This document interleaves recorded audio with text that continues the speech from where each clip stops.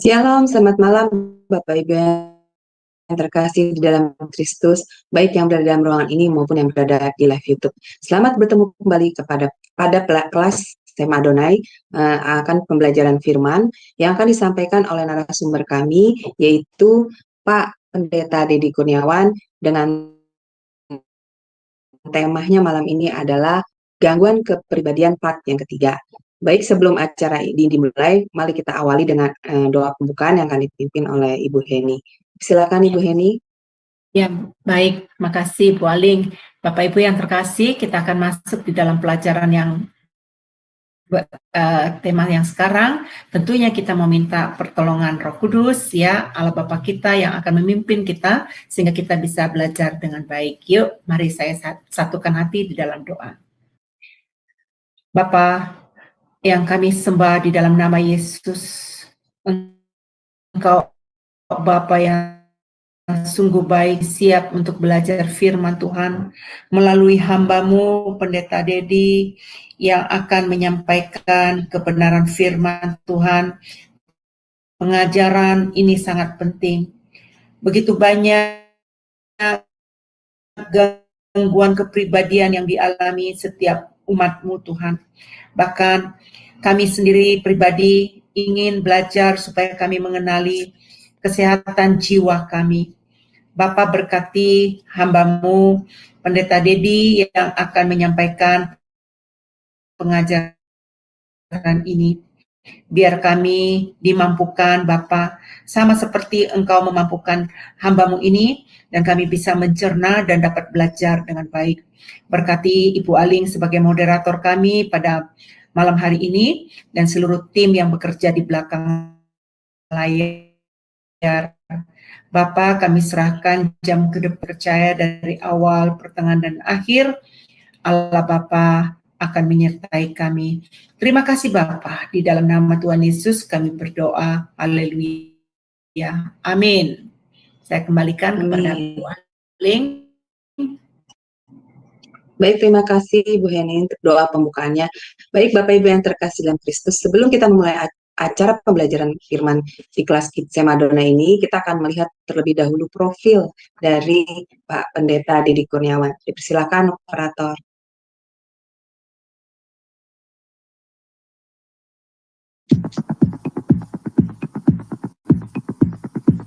Semua kembali lagi di Sema Adonai, dan kali ini kita akan memperkenalkan pembicara kita, yakni Pendeta Dedi Kurniawan. Dan berikut adalah profil singkat dari beliau. Beliau sudah menikah dengan istri bernama Junita S. Sos dan memiliki 2 orang anak, yaitu Christopher Hosea Eugene, 25 tahun, dan Aiko Rita Eugenia, 18 tahun. Pendidikan: S1 Fakultas Ekonomi Manajemen UPIDA pada tahun 1996, S2 Magister of Art STT Battle UW pada tahun 2013, S2 Magister Teologi STT Battle UW pada tahun 2015, S2 Magister Pendidikan pada tahun 2017 di Institut Kristen Borneo Balikpapan, S3 Teologi pada tahun 2018, Institut Kristen Borneo Balikpapan, Bethel Biblical Counseling Academy pada tahun 2022. Pelayanan: Ketua Cahaya Kasih Ministry Wakil Gembala GBI Persatuan BSD pada tahun 2020. Mentor Gembala-Gembala Cabang pada tahun 2021 hingga sekarang. Gembala Jemaat GBI Ekousia Agape Karawaci Benton Johnson UPH Karawaci. Pekerjaan: beliau bekerja sebagai dosen tetap di Institut Kristen Borneo Balikpapan. Beliau juga menjadi dosen tamu di STT Tabha Batam dan juga dosen tamu di STT Labs Bekasi, serta menjadi pengajar di Cahaya Kasih Ministry.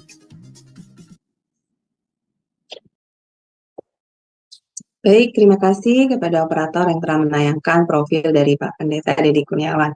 Baik, saya akan menyapa terlebih dahulu narasumber kita. Shalom, selamat malam Pak Dedi. Shalom, selamat malam Bu Heni, Bu Ali.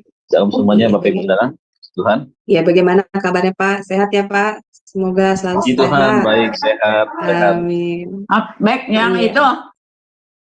Baik, kalau begitu saya akan menyerahkan waktu dan tempat selanjutnya kepada Pak Dedi. Dipersilakan Pak Dedi.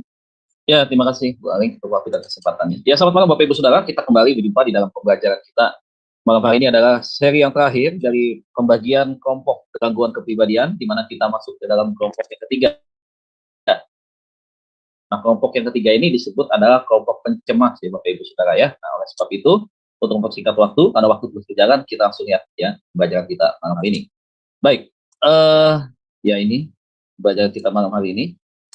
Kalau kita di pembelajaran pertama sudah belajar tentang kelompok aneh, kemudian ada kelompok eratik, eksentrik, kemudian eratik, sampai kepada hari ini kelompok yang ketiga disebut dengan kelompok pencemas atau kelompok yang disebut dengan ketakutan. Nah, gangguan kepribadian ini masuk tetap dalam DSM-5 atau pengklasifikasian berdasarkan seperti panduan di dalam buku psikologi, bahwa gangguan kepribadian ini masuk dalam kelompok itu ya. Nah, oleh sebab itu kita langsung masuk saja kepada pembahasan kita yang pertama, tentunya berkaitan dengan gangguan kelompok tiga ini ya. Yang pertama adalah gangguan kepribadian disebut dengan menghindar, saudara ya. Disebut dengan atau disingkat dengan APPD, yaitu apa? Avoidant Personality Disorder atau gangguan kepribadian menghindar. Nah, apa sih yang maksud dengan gangguan kepribadian menghindar? Nah, gangguan kepribadian menghindar itu biasanya dialami oleh orang yang takut menghadapi kritikan. Jadi salah satu cirinya, orang ini sangat-sangat takut sekali untuk dikritik. Jadi daripada dia dikritik, lebih baik dia berusaha untuk menghindar. Gitu, ya. Kemudian bukan cuma itu. Ada ciri lainnya daripada orang yang mengalami gangguan kepribadian menghindar ini adalah dia takut akan adanya penolakan. Begitu. Nah, kemudian yang ketiga adalah ketidaksetujuan dari orang lain hingga enggan membangun sebuah hubungan. Jadi ada perasaan kekhawatiran bahwa dia ini adalah orang yang nanti akan mendapatkan kritikan, kemudian dianggap tidak layak, tidak mampu, dan seterusnya seperti itu. Nah, jadi untuk dia tidak mengalami ini, maka dia mengambil keputusan untuk dia menarik diri. Ya, menarik diri dari pergaulan, kemudian itu tadi, lebih banyak untuk dirinya berada di dalam kesendirian. Nah, dikatakan kecuali jika merasa yakin bahwa mereka akan disukai. Nah, jika dia merasa yakin dia akan diterima, kemudian dia tidak dikritik, nah dia akan bisa menyesuaikan diri di tempat itu. Tapi umumnya rata-rata yang namanya gangguan kepribadian menghindar, dia nggak percaya diri, nggak pede gitu ya, nggak pede, dan kemudian ada rasa ketakutan yang sebenarnya hanya ada di dalam bayangan dia saja begitu, hanya ada pikiran dia. Jadi belum tentu secara realita atau secara real terjadi hal-hal yang dia pikirkan. Nah, ini yang seringkali gangguan ini ada pada mereka. Dikatakan bahwa mereka bahkan akan menghindar pekerjaan mengharuskan mereka melakukan banyak kontak interpersonal. Jadi orang yang punya gangguan kepribadian ini, dia nggak bisa tahu di tempat pekerjaan berkaitan dengan berjumpa dengan orang. Misalkan kita taruh di bagian marketing, nggak bisa Bapak Ibu. Karena orang ini biasanya dia menarik diri dari orang banyak, dan dia lebih nyaman ketika dia ada di dalam kesendiriannya. Jadi kalau kita taruh di tempat yang ramai, kemudian dia harus berinteraksi, kemudian dia harus berkomunikasi, kemudian harus jumpa dengan orang, nah dia nggak bisa. Nah, ada orang-orang tertentu juga di dalam gereja seperti ini. Dia punya gangguan kepribadian untuk menghindar atau FPPD. Nah, jadi ketika dia merasa tidak nyaman berjumpa dengan banyak orang, maka sebagai pemimpin gereja misalkan, kita jangan tempatkan dia untuk dia ada di banyak orang gitu. Nah, dia nyamannya di mana? Di tempat sendiri. Taruh saja dia di bagian doa gitu. Ya, taruh di bagian doa, kasih ruangan khusus biar dia berdoa sendiri gitu. Kita kasih kepercayaan dia misalkan berdoa untuk ibadah raya, misalkan begitu ya, 15 menit sebelum ibadah, kita percayakan dia berdoa. Nah, kita percayakan seperti itu. Itu membuat dia nyaman. Kalau dia sudah dikasih pekerjaan atau pelayanan yang berkaitan dengan kelompok, wah dia nggak bisa seperti itu. Nah, ini akan menjadi hambatan, jadi masalah. Nah, dikatakan FPPD mempengaruhi sekitar 2% populasi ya. Jadi cukup sangat-sangat banyak ya. Di mana jumlah laki-laki dalam arti kurang lebih sama. Jadi berimbang presentase antara laki-laki dan perempuan yang mengidap kelainan gangguan kepribadian. Nah, itu ya. Kalau kita lihat daripada gangguan kepribadian mengidap. Nah, gejalanya apa sih? Gejalanya sebagai berikut ya. Anak atau orang tua yang mengidap FEVD menunjukkan gejala-gejala berikut seperti ini. Yang pertama, ingin selalu disukai orang lain. Nah, di satu sisi dia memang ada kekhawatiran untuk dia takut berinteraksi dengan orang lain. Namun dia juga sebenarnya ingin bahwa dia pengen disukai oleh banyak orang begitu. Tetapi itu tadi ada hambatan, ada rintangan, di mana ada ketakutan-ketakutan yang nggak wajar di dalam diri dia, akan adanya penolakan. Gitu. Sebenarnya dia ingin diperhatikan, dia ingin mendapatkan pujian begitu ya, ingin mendapatkan perhatian lebih. Namun permasalahannya adalah di dalam pikirannya dia adalah itu tadi, dia mau nggak terima saya ya. Nah itu yang menjadi penghalangnya. Kemudian kurangnya kesenangan saat beraktivitas. Jadi kurang tertarik dengan hal-hal yang bersifat kegiatan-kegiatan yang bersifat umum, ya, melibatkan lebih dari satu orang. Gitu. Jadi kurang responnya. Nah kemudian ciri ketiga adalah merasa cemas saat mengadakan atau melakukan kesalahan. Ya. Ada kecemasan-kecemasan yang membuat dia mungkin mengalami stres yang cukup lumayan tinggi, saudara. Kenapa? Karena itu tadi ya, apabila dia melakukan sesuatu kesalahan begitu, dia takut akan adanya bukan hanya sanksi, tapi juga seperti orang menghakimi gitu. Ada banyak orang datang, kemudian menghakimi orang tersebut. Kemudian dalam hal-hal fantasi dia orang yang punya gangguan kepribadian menghindar ini sesuatu yang negatif yang sudah dia pikirkan. Nah, jadi ada kecemasan-kecemasan yang tidak wajar. Kemudian yang keempat, merasakan kecemasan dalam kondisi sosial. Ya, orang ini nggak bisa nih, ya, ketika ada acara-acara di lingkungan, misalkan, bahkan juga di kampus, ya, nggak bisa begitu. Jadi ada rasa seperti kalau kita menilai orang ini minder. Sebenarnya dia tidak minder begitu. Cuma ada perasaan ketakutan yang sangat dalam diri dia, gitu, untuk dia bisa menempatkan diri di lingkungan yang begitu banyak orang. Nah, yang kelima, menghindari konflik dalam menjadi seorang yang selalu menolong atau baik. Ya, dia ada positifnya juga, gitu, menghindari konflik. Kenapa? Karena itu tadi ya, dia nggak mau berjumpa dengan orang, otomatis secara tidak langsung juga ada hal-hal yang dia bangun untuk dia bisa tidak terhindar dengan konflik dengan orang lain. Gitu. Yang keenam, menghindari obrolan yang intens dengan orang lain. Gak bisa akrab orang yang seperti ini ya, gak bisa akrab. Kalau kita kan mungkin bisa berinteraksi dengan berbicara, misalkan ngobrol dengan hobi yang sama, misalkan, atau juga berbicara tentang fenomena-fenomena yang terjadi, berita-berita yang terjadi, gitu ya, nyambung begitu ya. Nah kalau orang yang punya gejala FEVD, dia nggak bisa nyambung.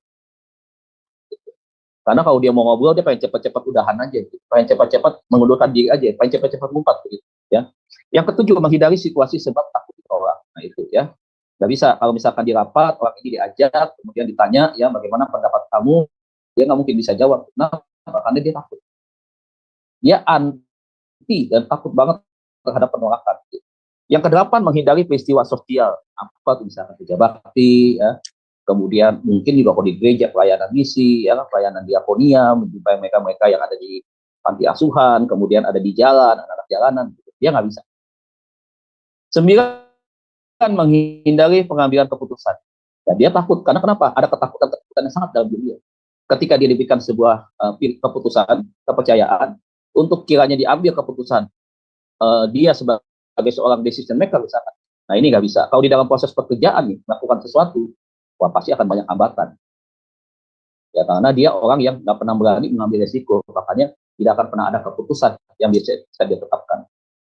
Yang 10, mudah terluka karena kritik atau ketidaksetujuan. Ya, gampang banget ini, termasuk juga mirip-mirip dengan gangguan kepribadian lain, termasuk borderline personality disorder, yaitu salah satunya adalah mudah tersinggung atau baper. Ya. Yang 11, sikap tegang dan takut. Ya, ada tindakan-tindakan, ekspresi-ekspresi yang menunjukkan ketegangan dan ketakutan di dalam dirinya dia. Entah apa sebabnya. Kadang-kadang mungkin ketika kita bergaul, kita berjumpa dengan mereka, mungkin kita tidak memahami tentang bahwa orang itu punya gangguan kepribadian FEVD. Maka kita mengatakan bahwa ada sesuatu apa nih, ya kita mungkin berusaha ingin tahu ataupun kita nggak tahu begitu, kita pikir mungkin ada sesuatu berkaitan dengan kondisi kesehatan misalkan. Sebenarnya tidak, dia dalam keadaan kondisi tegang dan takut, entah karena apa dia gitu, ya itu yang harusnya kita tahu sih ya. Nah hanya dia yang tahu tuh dalam keadaan kenapa suka dalam menunjukkan wajah yang tegang begitu, seperti gelisah, seperti takut. Nah, itu karena ada sesuatu hal yang dia pikirkan. Kemudian yang ke-12, merasa tidak mampu. Ya, artinya dia melihat bahwa dalam diri dia tidak punya potensi. Kecil potensinya. Orang lain lebih maju, saya tidak maju. Hipersensitif, sangat sensitif sekali ya terhadap sesuatu. Evaluasi itu berkaitan dengan penilaian-penilaian yang berkaitan dengan bersifat koreksi gitu. Jadi kalau ada hal-hal yang bersifat apa namanya ya, bukan kritikan tetapi masukan-masukan yang dianggap ada kekurangan pada diri orang tersebut, maka dia tidak bisa, sangat sensitif sekali begitu. Nah, hipersensitif juga kan bisa dipakai dalam bidang psikologi yang lain, ya, termasuk pada hal-hal yang bersifat dengan keadaan kecemasan ke dirinya dia nih, ya, ke dalam sesuatu wujud pengaruh-pengaruh yang berkaitan dengan penurunan daya tubuh, misalkan seperti itu ya. Kemudian kegelisahan-kegelisahan dengan menunjukkan perubahan-perubahan pola dalam respon maupun reaksinya dia begitu. Nah, itu hipersensitif. Kemudian orang ini nggak bisa tegas ya, dalam kegangguan kepribadian menghindar itu. Yang ke-15 adalah memiliki hambatan di dalam bersosialisasi, tentunya, termasuk juga membangun hubungan dekat dengan orang terdekat ya, misalkan kekasih begitu. Tapi rata-rata kalau dia punya gangguan kepribadian pada masa remaja itu tidak diperbaiki, biasanya orang ini menghindar, tidak punya pacar ya, terkesan jomblo begitu ya. Yang ke-16 adalah kurang percaya diri ya. Kurang lebih sama dengan poin 12 ya, masa tidak mampu, punya potensi. Dan kalau dia ingin mengerjakan sesuatu, dia masih berpikir ulang, saya bisa atau tidak. Sepertinya orang lain bisa, saya nggak bisa. Nah, itu yang ada di dalam pikirannya dia. Yang ke-17, tidak memiliki teman dekat atau kurang jaringan sosial. Ya, jadi artinya di dalam proses pergaulan dia tidak banyak teman. Begitu, interaksi dengan teman itu sangat minim sekali. Begitu. Yang ke-18, memandang dirinya sebagai orang yang tak berkompeten secara inferior ataupun sosial ya. Jadi selalu menganggap di dalam persaingan, saya pasti kalah nih, nggak bisa nih begitu. Yang 19, menghindari interaksi dalam lingkungan kerja. Nah, jadi kesulitannya seringkali orang yang punya gangguan kepribadian ini bisa saja dia masuk kerja, tetapi nggak pernah betah di Bapak Ibu. Seringkali masuk berhenti, bahkan sampai akhirnya nggak bisa kerja sama sekali. Jadi dalam usia kematangan, mungkin dalam usia dewasa muda, tetap saja dia tidak bekerja, lebih banyak di rumah. Nah, itu ya. 20, menghindari acara dan event sosial. 21, mudah tersinggung akibat kritik atau sanggahan orang lain. Jadi nggak boleh didebat. Jadi ketika dia, kalaupun dia bersuara, dia memberikan sesuatu, ya tentunya kalau misalkan ada respon orang tertawa begitu, nah dia akan merasa bahwa dia tidak dihargai oleh orang lain. Yang ke-22, memiliki kesadaran diri ya yang berlebihan. Yang ke-6, senang mengisolasi diri. Yang ke-24, sering merasa ketakutan dan kecemas, sangat sensitif terhadap evaluasi atau umpan balik orang lain. Cenderung tidak memiliki teman dekat dan jaring sosial, itu sama seperti tadi ya. Yang ke-26, melihat diri sendiri. Ini biasanya orang yang punya gangguan kepribadian seperti ini, dia tidak punya media sosial ya Bapak Ibu. Nggak punya begitu. Dia bisa mengamati media sosial, tetapi dia tidak bisa untuk interaksi kalau media sosial juga termasuk di dalamnya. Makanya dia nggak punya untuk tempat ketika dia ingin posting sesuatu, ingin mengatakan sesuatu, ingin membagikan sesuatu, gitu. Dia nggak berani, nggak bisa. Yang ke-26, melihat diri sendiri sebagai individu yang tidak kompeten, ya, punya banyak kekurangan. Nah, penyebabnya apa sih ketika gangguan kepribadian menghindar ini muncul? Pertama pasti Bapak Ibu, yang namanya gangguan kepribadian semua, ya rata-rata yang sudah kita pelajari, itu penyebab pertama itu kadang faktor genetik pasti. Karena orang tua menurunkan sifat-sifat itu kepada anak hampir sekian persen, itu pasti turun kepada anak. Begitu. Nah, jadi kalau misalkan ada faktor-faktor yang menyebabkan sesuatu yang bersifat gangguan kepribadian, itu bisa menjadi satu gen yang turun kepada anaknya.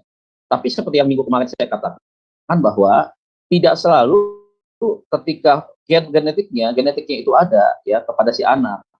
Tetapi orang tua pola asuhnya baik, pengalaman kehidupan dia bersama keluarganya itu baik, maka bisa tidak muncul begitu. Tetapi kalau gennya ada, kemudian kelakuan orang tua, pola asuhnya salah, kemudian punya pengalaman-pengalaman yang tidak mengenakan, itu bisa terbentuk terjadinya gangguan kepribadian. Nah, itu makanya faktor genetik itu di dalam psikologi selalu berkaitan kepada dari faktor orang tua kepada anak. Kemudian secara psikologi, secara kejiwaan ya, stabil kejiwaannya bisa menyebabkan hal itu ya, tidak stabil ya, itu bisa menyebabkan orang bisa punya gangguan kepribadian. Juga karena tekanan-tekanan tertentu tidak sanggup untuk menghadapi tekanan-tekanan tersebut, orang juga akhirnya bisa menimbulkan gangguan kepribadian di dalam diri orang tersebut. Kemudian faktor lingkungan juga bisa, faktor lingkungan yang keras misalkan di sana ya, faktor lingkungan yang tidak baik ya, itu bisa menyebabkan juga orang mengalami gangguan kepribadian. Yang ketiga tentunya di dalam masalah sosial ya, masalah di dalam kehidupan bermasyarakat secara umum.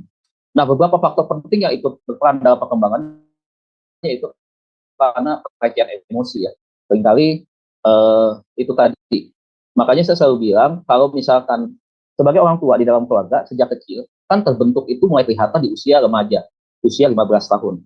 Kalau kita lihat perkembangan, kita kembali kepada perkembangan siklus pembagian usia anak-anak berdasarkan perkembangannya, baik itu secara psikologis maupun secara hormon, kita bisa melihat bahwa kan kalau 12 sampai 21 tahun itu kan hormon anak-anak remaja itu kan tinggi ya, hormon seksnya gitu. Nah, pada saat-saat pertumbuhan hormon itu di situ, nah anak-anak di sinilah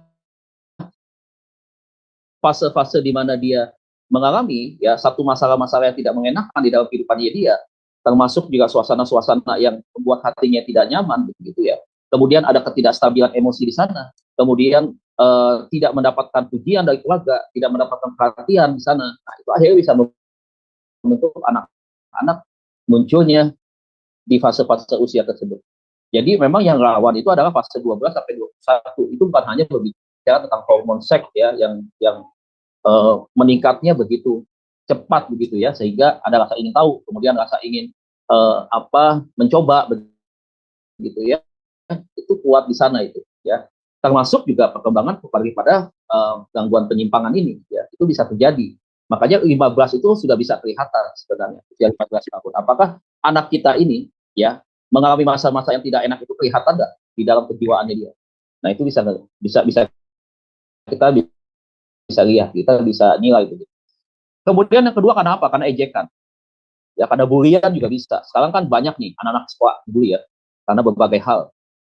Makanya dibuat undang-undang ya tentang bully itu ya. Bahkan bisa diajukan, mungkin saya nggak tahu dengan proses hukumnya hari ini karena saya belum mengikuti. Tetapi yang saya tahu adalah sampai menjadikan sebuah masalah yang serius, yang kali ini diperangi oleh sekolah-sekolah supaya itu tadi siswa yang ada di dalam sekolah itu menghindari bulian terhadap dari satu teman kepada teman yang lain.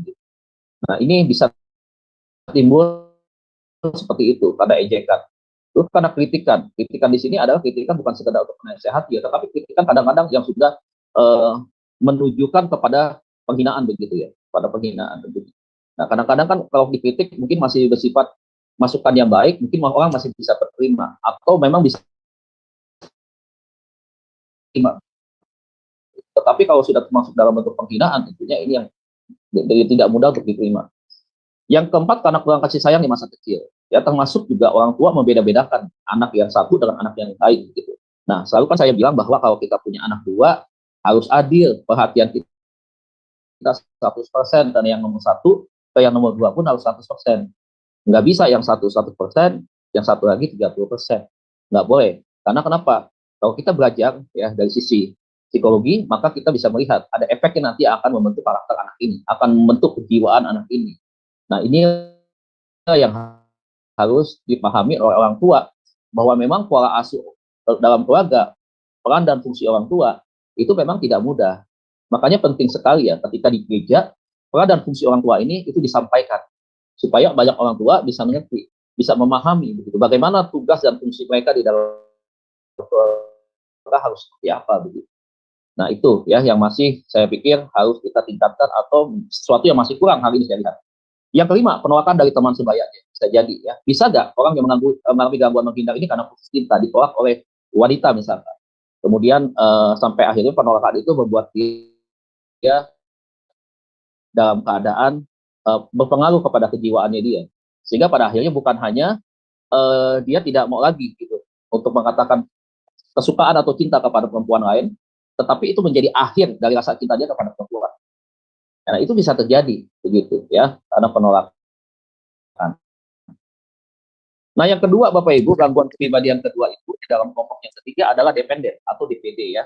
Nah, DPD ini kita bisa lihat penjelasannya bahwa gangguan kepribadian ini adalah kurangnya kepercayaan diri dan perasaan otonom atau kurangnya perasaan untuk mandiri, Bapak Ibu ya. Nah, mereka memandang diri mereka adalah lemah. Jadi karena dia lemah, dia membutuhkan orang lain yang dianggap dia itu lebih kuat daripada dirinya dia. Jadi orang yang DPD itu sifatnya tergantung banget dan sangat bergantung pada orang lain. Begitu. Nah, apakah ini terjadi kepada anak-anak? Bukan kepada anak-anak, tetapi kepada orang dewasa. Begitu. Nah, mereka yang punya gangguan kepribadian ini, ya, dia merasa bahwa dia adalah orang yang sebenarnya tidak bisa apa-apa. Begitu. Dia merasa bahwa orang lain atau misalkan suami ya, suami punya gangguan masalah dependen misalkan, maka dia akan bergantung banget kepada istrinya.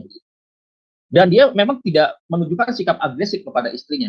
Kenapa bisa begitu? Karena dia tergantung banget dengan istrinya. Jadi kalau dalam hal pengambilan keputusan, dia serahkan kepada istrinya. Ya, di dalam hal apapun, dia serahkan kepada istrinya. Di dalam masalah keuangan, misalkan dia serahkan kepada istrinya. Nah, jadi kenapa? Karena dia ada hal-hal yang membuat dia bahwa saya nggak bisa, bahwa saya mah ini. Jadi harus ada orang yang lebih kuat yang bisa menolong saya begitu. Nah, jadi kalau misalkan anak ada keperluan apa-apa sama mamahnya, ya, anak misalkan mau pergi kemana, misalkan atau bisa ada pertemuan apa sama mamahnya, begitu. Nah, dia nggak bisa seperti itu, begitu. Bahkan ketika mungkin dia makan, mungkin dia melakukan persiapan-persiapan yang lain, mau pergi keluar kota, apa semua, bahkan dia harus butuh orang lain, begitu. Nah, orang yang seperti ini nggak nyaman kalau dia hidup sendiri. Dia harus ada orang yang bisa menemani, yang bisa. Nah, ini makanya ya dikatakan bahwa merasa tidak nyaman bila sendirian. Salah satu ciri utamanya daripada orang yang dependen. Dan dia punya rasa ketakutan yang sangat kuat untuk ditinggal oleh orang yang dia rasa itu yang selama ini bisa mengayomi dia, yang selama ini bisa membantu dia, yang selama ini bisa melindungi dia. Begitu. Nah, jadi ketika dia merasa ketakutan itu, dan dia bisa melakukan apa saja itu, memang dia baik-baikin begitu. Tetapi pada intinya, tetap orang yang seperti ini, walaupun usianya sudah dewasa, dia menjadi orang yang tidak punya power. Posisinya sangat lemah begitu. Ya, kalau laki-laki kelihatan tidak punya otoritas sama sekali. Begitu. Banyak orang salah menafsir, kalau misalkan ada pasangan seorang suami laki-laki seperti ini, ya dia bergantung banget kepada istrinya, orang banyak berpikir bahwa istrinya dominan. Istrinya ini menguasai si suami. Padahal belum tentu seperti itu. Kalau kita telusuri lebih dalam, ternyata karena ada masalah yang harus dibereskan kepada diri si suami itu, faktor psikologisnya. Kenapa? Karena dia merasa dia nggak bisa hidup tanpa bantuan dan pelayanan daripada orang lain. Begitu. Di gereja ada nggak yang begini? Ada. Kalau kita kasih pelayanan sendirian nggak mau, Bapak Ibu. Dia bisa nunjuk nih, aku sama bapak ini aja dah, aku sama ibu ini aja dah. Ya, pokoknya dia nggak akan pergi sendiri aja. Pokoknya dia lebih nyaman, lebih tenang, lebih sedikit suka kita bisa tersenyum ketika ada yang nemenin. Dan orang yang nemenin itu adalah orang yang dia suka memang, yang dia bergantung kepada orang itu. Nah, ini nih makanya ya. Makanya repot juga kalau sudah posisi seperti ini, seorang suami, laki-laki yang harus cari uang, begitu. Tetapi merasa dirinya tidak mampu kalau tidak ada orang yang bisa mendampinginya, itu repot. Jadi seperti anak kecil, Bapak Ibu. Tadi anak kecil kalau sekolah, misalkan baru masuk sekolah, nih nggak berani kan sendiri kan. Minta ditemenin sama maminya di dalam. Duduk, maminya harus di sebelahnya dia. Kalau maminya keluar sedikit ke toilet, misalkan nangis menjerit-jerit begitu. Nah, dewasanya untuk orang dewasa tuh nggak mirip-mirip seperti itu, gitu. Nah, ini adalah gangguan kepribadian dependen ya. Nah, ini kita bisa lihat ciri-cirinya nanti secara lebih jelas. Tetapi garis besarnya ya kurang lebih gambarannya seperti ini. Ya, dia tidak nyaman sendiri begitu. Nah, gangguan kepribadian ini kurangnya kepercayaan diri dan perasaan otonom. Mereka memandang diri mereka ini sama kayak tadi ya, saudara ya, kurang lebih. Dan dikatakan mereka mengabaikan kebutuhan mereka sendiri agar hubungan protektif yang telah dibangunnya hancur, maka dia akan segera berupaya menjalin hubungan yang baru dengan orang lain yang punya kuat. Ya, jadi orang ini punya kekhawatiran yang amat sangat besar, yaitu kalau dia sudah merasa ada orang yang tepat buat dia, maka ada ketakutan-ketakutan yang membuat dia itu takut ditinggalkan oleh orang tersebut. Tapi seandainya terjadi, itu tidak membuat dia dia akhirnya berhenti atau dia belajar untuk mandiri, tetap dia tidak bisa. Maka dia harus cari orang lain yang bisa menggantikan posisi orang yang meninggalkan dia, begitu. Jadi akan terus tuh berkelanjutan tuh, ya. Nah itu masalah yang muncul. Nah gejalanya apa? Pertama jelas dia tidak punya rasa tanggung jawab atau memang menghindari untuk menerima tanggung jawab, ya itu tadi. Yang kedua kesulitan kalau sendirian. Dia berusaha untuk ada yang bisa menemani dia. Nah ini kan repot ya. Jadi kalau misalkan ada acara yang berkaitan dengan misalkan iya harus orang diri dia menangani gitu. Dia pergi ke kantor misalkan ada urusan perbankan atau yang lain gitu. Nah dia nggak bisa di sendirian. Terus ada orang yang bisa menemani aja. Ya kan repot ya. Seperti itu. Tentunya aktivitas istri juga kalau istrinya bekerja juga kan agak repot seperti ini. Kemudian takut ditinggalkan dan rasa tidak berdaya saat hubungan sosial berakhir. Ya. Nah itu tadi takut kehilangan teman dekat, takut kehilangan orang yang dia percaya. Gitu. Yang keempat kepekaan yang berlebihan terhadap kritik. Ya, terlalu peka, gitu. Terlalu sensitif banget terhadap kritik. Gitu. Yang kelima pesimis dan kurang percaya diri. Rata-rata nih Bapak Ibu, kalau kita belajar lagi daripada apa yang disebut dengan gangguan kepribadian, maka kita melihat tadi kan ada ciri yang utama adalah karena faktor genetik. Tetapi kepada umumnya juga kita bisa temukan di setiap gangguan kepribadian, yaitu adalah mereka nggak pede. Salah satu yang umum terjadi adalah orang yang punya gangguan kepribadian, dia tidak pede akan dirinya dia sendiri. Dia selalu melihat orang lain lebih besar, saya lebih kecil. Nah itu ya. Yang keenam, kesulitan membuat keputusan sehari-hari dan tidak kemampuan untuk mengambil keputusan. Sama, kurang lebih tadi dengan yang menghindar itu sama, nggak bisa mengambil keputusan. Makanya tadi, ketika anak misalkan minta diantar oleh papinya, pergi beli buku atau beli apapun ya berkaitan dengan kebutuhan sekolahnya, maka dia akan bilang, sama mami aja gitu. Kalau anaknya maksa, mungkin ada alternatif. Akhirnya pergi rame-rame. Yang pasti nggak dia sendirian begitu. Atau disuruh beli sesuatu, beli sendiri begitu. Nah, itu menjadi masalah tuh buat dia. Yang ketujuh, menghindari tanggung jawab orang dewasa. Apa sih yang masuk di sini? Ya, dikatakan dengan bertindak pasif dan tidak berdaya. Ketergantungan pada pasangan atau teman untuk membuat sesuatu seperti bekerja, tempat bekerja dan tinggal. Ya, jadi tetap perlu ada teman yang bisa menemani dia, baik di rumah maupun di tempat kerja. Ya kan nggak bisa ya seperti itu ya Bapak Ibu ya. Karena ini muncul masalah nih, gitu. Masa kerja bawa-bawa orang begitu, harus berduaan. Kedelapan ketakutan yang kuat dan pengabaian dan rasa kehancuran untuk tidak berdaya saat hubungan berakhir. Ya, artinya ya mengalami sesuatu yang membuat dirinya bisa terpukul di dalam. Gitu. Yang sembilan menghindari ketidaksetujuan dengan orang lain karena takut kehilangan dukungan tujuan. Yang 10 ketidakmampuan untuk memulai pekerjaan karena kurangnya kepercayaan diri. Begitu. Jadi diberikan kepercayaan apapun untuk dia melakukan sebuah pekerjaan nggak akan bisa dan dia mungkin banyak akan nolak begitu. Ya. 11 kesediaan untuk mentolerir perlakuan buruk dan pelecehan dari orang lain. 12 menempatkan kebutuhan pendamping di atas kebutuhan mereka sendiri. Nah yang ke-13 kecenderungan naif. Artinya apa itu naif? Itu polos, lugu, kekanak-kanakan atau sifatnya childish dan berfantasi. Nah itu saudaraku, ya. Kalau kita lihat dari gangguan kepribadian ini, maka respon yang keluar juga salah satunya ada kekanak-kanakan.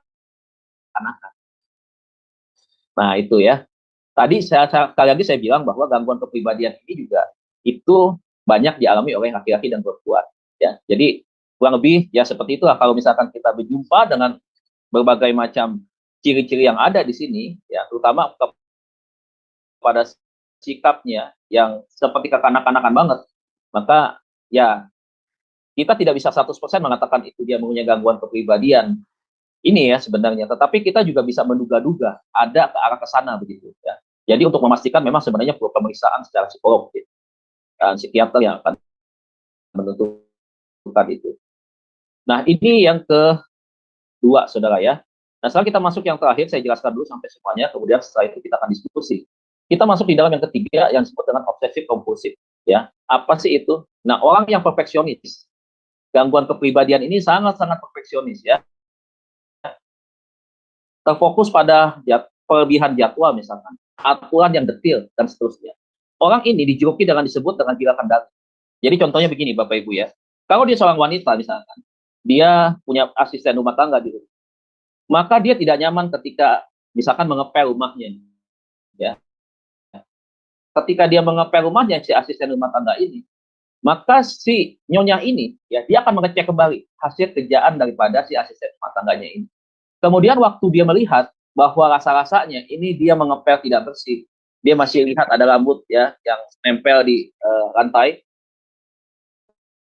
Kemudian dia lihat masih ada beberapa sedikit kotoran segala macam, maka itu akan jadi masalah buat dia. Jadi orang yang punya gangguan kepribadian ini, orang yang diperintah oleh dia harus kerja perfect banget. Dia tuntut perfect itu menjadi sebuah prioritas yang paling tinggi, paling utama buat dia. Jadi kalau tidak perfect, siap-siap aja. Padahal kita berpikir, namanya ngepel, saudara, itu sulit sekali kan untuk bisa bersih banget. Tetapi dia bisa menganggap bahwa apa yang dikerjakan oleh asisten rumah tangga, sebersih-bersihnya, sudah sebagus-bagusnya, itu tetap pasti ada kekurangan. Nah, orang yang seperti ini, kalau ketika melihat ada sesuatu yang tidak bersih, yang tidak sesuai dengan ekspektasinya dia melihat bahwa ini adalah sesuatu yang masih kurang, maka pada akhirnya dia yang sendiri yang mengerjakan. Nah, efeknya apa? Efeknya seringkali banyak asisten rumah tangga tidak betah. Banyak asisten rumah tangga yang akhirnya berhenti. Kenapa? Karena tuntutannya terlalu tinggi. Terlalu minta sesuatu yang perfect. Padahal nggak bisa untuk perfect 100%. Tetapi bukan cuma itu, ya, bukan cuma itu. Di dalam hal mengerjakan sesuatu, orang ini sangat-sangat disiplin, sangat-sangat rapi mengerjakan. Memang kalau kita lihat ada sisi plus, tetapi tetap saja dia mengerjakan menurut dia itu perfect. Waktu kita lihat tidak ada sesuatu yang tidak perfect. Tetapi dia tetap menganggap bahwa apapun yang dia kerjakan, saya pasti jauh lebih perfect. Saya pasti jauh lebih bagus, saya jauh lebih tempur. Padahal kalau kita lihat ada kekurangannya, begitu. Tapi dia tidak mudah untuk menerima orang lain sempurna. Nah, kesempurnaan itu ada pada diri dia dan dia untuk orang lain sama seperti dia. Kalau dia jadi pemimpin di perusahaan, maka ya itu tadi ya, dia akan menimbulkan konflik kepada siapa? Konflik kepentingan, ya kepentingan antara dia sebagai pemimpin dan juga kepentingan anak buahnya di dalam kepercayaan melaksanakan sebuah tugas. Sehingga terjadi apa? Seringkali muncul perdebatan-perdebatan. Mungkin konflik, ya. Setelah konflik mungkin bisa saja ada yang tersingkir. Biasanya sih anak buahnya yang tersingkir karena tidak tahan kan, karena tuntutannya seringkali harus seperti itu. Nah, itu ya. Tapi begini, orang yang punya obsesi kompulsif ini, dia juga orang yang betul-betul tahu mengerjakan sesuatu. Jangan coba-coba ya. Misalkan kita duduk di mejanya dia. Dia sudah rapikan semua meja kantongnya dengan baik. Dia tahu tuh pulpen dia yang dia susun yang sebelah kiri warna apa, yang tengah warna apa, yang paling kanan warna apa. Taruhnya di sebelah mana dia tahu. Buku bisa bergeser di meja dia tahu. Kenapa waktu dia kerjakan itu dia harus mengamati. Begitu. Jadi dia tahu di posisi-posisi itu di meja dia, pakai meja dia begitu, nah dia bisa tahu begitu. Ya, jadi orangnya memang detail banget. Begitu. Nah itu salah satu gangguan kepribadian daripada obsesi kompulsif ya. Begitu. Kemudian gejalanya ya, penderita obsesi kompulsif disorder atau OCD ya, terkadang tidak menyadari bahwa tindakan atau perilakunya yang dilakukan secara berlebihan. Nah dia tidak sadar tuh ya, tetapi orang lain tahu. Umumnya penderita akan merasakan gejala OCD pada dua aspek sekaligus, yaitu obsesif dan kompulsif atau obsesi atau obsesi dan kompulsif. Namun, hal ini tidak menutup kemungkinan penderita OCD hanya mengalami salah satu gejalanya saja. Jadi tidak mutlak harus obsesif dan kompulsif. Bisa saja hanya obsesinya, bisa juga kompulsifnya. Dan oleh sebab itu coba kita akan lihat ya. Nah, kalau yang obsesifnya ini sebagai berikut ya.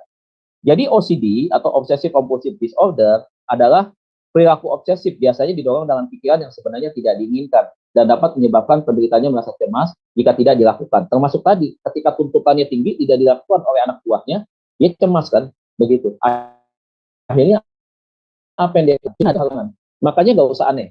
Orang yang OCD punya gangguan kepribadian ini, ketika dia tidak percaya sama orang lain yang mengerjakan, hasilnya akan bagus gitu. Makanya dia sendiri yang akan take over, dia akan ambil alih. Akhirnya apa yang terjadi? Dia kecapean sendiri. Pada waktu kecapean sendiri, dia akan naik emosinya dia. Ya, tingkat emosi dia itu tidak stabil. Dia akan naik seperti itu. Dia bisa emosi, dia bisa marah begitu. Nah, itu yang seringkali akhirnya merugikan posisi dia. Nah, ini yang kadang-kadang dia nggak sadari. Nah, itu ya.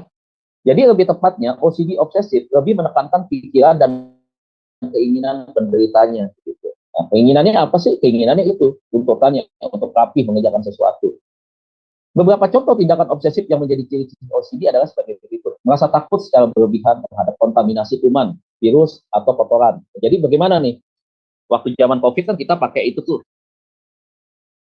ya, hand sanitizer, set begitu.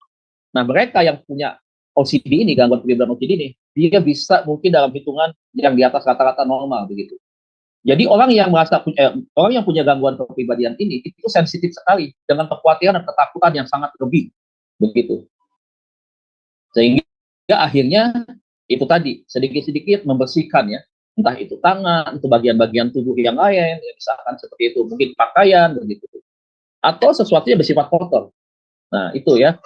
Yang kedua, kesulitan dalam menghadapi ketidakpastian. Apa sih itu? Misalnya akan ada merasa khawatir secara berlebihan ketika menduga-duga apakah kompor di rumah dimatikan atau belum. Nih salah satunya, mau ke gereja pergi misalkan, sudah naik mobil, sudah nyetir nih, tiba-tiba dia berhenti pergi jalan. Tadi kompor udah dimatiin belum? Kompor udah dimatiin belum? AC udah dimatiin belum? Aduh tadi lampu belum dimatiin, tapi kompor AC belum dimatiin nih. Begitu. Akhirnya dia putar balik, dia pulang. Dia putar balik, dia cek lagi semuanya. Ternyata tidak, kompornya tidak dinyalain, begitu. Semua yang dia pikirkan itu tidak. Jadi ada satu kekhawatiran yang lebih begitu. Udah dikunci belum rumahnya? Aduh, kalau dikunci nanti bahaya nih. Soalnya kebetulan satpam hari ini masuknya sore gitu. Nanti aman nggak ya? Akhirnya dia pulang lagi, dia cek lagi kuncinya. Udah terkunci atau belum? Nah, itu salah satu OCD obsesif, salah satunya begitu, ya. Kemudian berperilaku agresif secara umum, ya. Agresif itu artinya apa sih? Aktif begitu ya, menyerang begitu ya. Nah, sikapnya itu dominan begitu. Yang keempat, memiliki keinginan untuk menata barang atau benda tertentu dengan tepat dan simetris, begitu ya. Jadi kalau mengerjakan sesuatu ini, dia harus seperti apa yang ada di pikiran dia.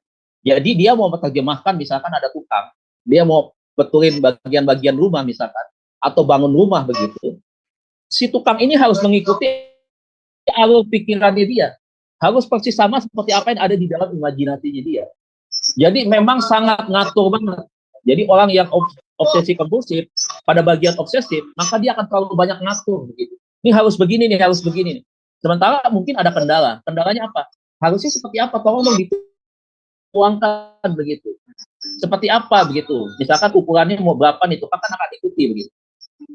Ternyata kadang-kadang bisa beda begitu.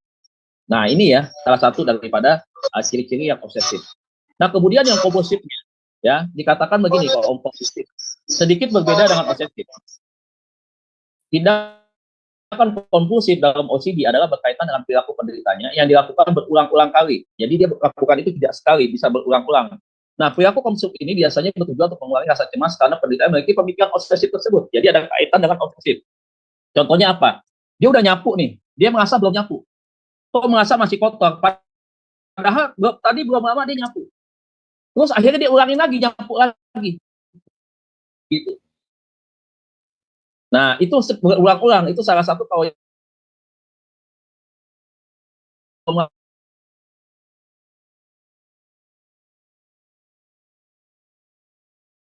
beberapa tindakan kompulsif dari OCD ada sebagai berikut. Mencuci tangan berulang kali secara berlebihan. Jadi kalau cuci tangan tuh bisa lama banget. Bisa sabun begitu banyak yang dia pakai. Dia cuci tangan lagi semua. Dia gosok-gosok lagi. Dia lap lagi, dia keringin lagi. Dia lihat lagi tangannya udah bersih belum. Ada satu benang misalkan di tangannya. Dia cuci tangan lagi. Dia gosok lagi. Seperti itu. Ya. Yang kedua, mengatur barang atau benda secara simetris. Ya, tadi kan menjelaskan soal simetris nih. Ini juga simetris lagi nih. Itu salah satu daripada cirinya. Gitu. Kemudian memeriksa pintu yang sudah dikunci berulang kali. Ini bagian-bagian tertentu. Kalau malam, orang ini bisa bangun dari tidurnya, terjaga tiba-tiba pintu udah dikunci belum ya? Udah digembok belum ya? Tadi yang bagian-bagian itu tuh pintu masuk tadi, itu slot bawahannya udah diturunin belum ya? Bisa begitu tuh Bapak Ibu. Ya, dia bisa bangun tiba-tiba memikirkan sesuatu begitu. Udah dikunci belum atau belum ya? Padahal udah dikunci. Nah, itu sering ada di pikiran dia tiba-tiba, coba dia ngecek lagi begitu. Kemudian mengulang kata-kata tertentu saat sedang berbicara dengan pelan. Diulang-ulang lagi. Saudara sering nggak ketemu orang yang ngomongnya diulang, begitu lagi, pas lagi kita ngomong. Nah, salah satunya seperti itu. Ya. Yang kelima, menghitung suatu hal untuk memastikan beradanya pada pola tertentu. Jadi menghitung suatu hal untuk memastikan dia berada pada pola tertentu itu berkaitan dengan orangnya itu apa namanya? Orangnya itu lebih kepada sesuatu yang merasa dia itu jadi dia lakukan itu dengan betul-betul perhatian penuh begitu dan nggak ada satu kepercayaan di dalam diri dia bahwa ini udah cukup begitu, nggak perlu lagi. Contoh nih ya, misalkan ya, kalau dia dagang misalkan nih, dia dagang misalkan buka sembako, kemudian udah barang dimasukin nih di dus nih, begitu. Ketika udah ditutup, udah diperakban misalkan, tinggal dihitung nih, atau udah dicek nih, udah dicek nih barangnya apa aja, sudah ada, sudah komplit, udah kan, tinggal ditutup. Nanti waktu dia hitung, dia berpikir lagi, nggak yakin, katanya belum nih, bongkar lagi tuh Bapak Ibu. Jadi seperti itu. Dan penyebabnya adalah kenapa? Nah ini sama, faktor genetik atau keturunan. Yang kedua karena lingkungan sekitar. Yang ketiga karena gangguan senyawa kimia. Mungkin karena faktor obat-obatan juga bisa terjadi. Atau kerusakan otak ya. Syaraf-syaraf pada bagian otak. Yang keempat karena gangguan emosi. Emosi yang tidak stabil begitu. Yang kelima mungkin karena trauma. Jadi Tuhan Yesus berkati ini ya Bapak Ibu ya. Jadi di dalam kelompok 3 ini ada 3 gangguan kepribadian. Yang pertama adalah menghindar atau FPPD, avoidant personality disorder, ya, takut ditolak, ya, menghindar dari masyarakat, dari kelompok, ya, lebih suka menyendiri. Nah, ini gejalanya. Kemudian yang kedua dependent. Dependent itu adalah orang yang tidak punya kemandirian, nggak bisa mandiri, hidupnya tergantung kepada orang lain. Kalau anak yang punya pengalaman gangguan kepribadian seperti ini, maka hidupnya dia akan terus nggak bisa lepas daripada orang tua, ikut orang tua terus, bahkan mungkin sampai kepada uang ya, sampai juga kepada penghidupannya dia masih ditanggung oleh orang tua. Kalau dia sudah menikah, maka istrinya kelihatan dominan. Sebenarnya agak risih dan tidak nyaman juga buat istrinya gitu ya, karena ini merupakan suatu gangguan juga buat istri. Nah itu yang dependen ya, kemampuan ketidaknyamanan, ketidakberani itu sendiri dan terkesan memang tidak bisa mandiri. Nah, yang ketiga, obsesi kompulsif adalah perfeksionis, selalu perfect, menuntut segala sesuatu dalam lebih sempurna seperti apa yang di dalam dirinya dia, dan dia berikan itu orang lain sama seperti dia. Tuntutannya tinggi. Kemudian ini ya, contoh-contohnya, ya. Tadi yang obsesif, takut berlebihan, ya, kecemasan yang berlebihan, ya, yang kelihatan berbeda daripada orang lain. Kemudian yang kompulsifnya salah satunya ini tadi, melakukan segala sesuatu berulang-ulang. Ya, ada sesuatu hal yang dia tidak yakin dengan apa yang sudah dia kerjakan. Jadi dia harus lakukan itu sampai 2 kali, 3 kali, dan seterusnya. Jadi demikian Bapak Ibu Saudara untuk kita membahas tentang materi ini. Dan sebelum kita menyelesaikan materi yang terakhir ini, saya akan kasih lihat sebuah film Bapak Ibu yang berkaitan dengan gangguan kepribadian, yaitu gangguan kepribadian yang namanya ini ya, apa? Satu kasus gangguan kepribadian di mana seorang penderitanya itu memiliki gangguan kepribadian yang lebih daripada satu. Nah, ini pernah dimuat bahwa ini adalah salah satu yang pertama di Indonesia, gangguan kepribadian ini.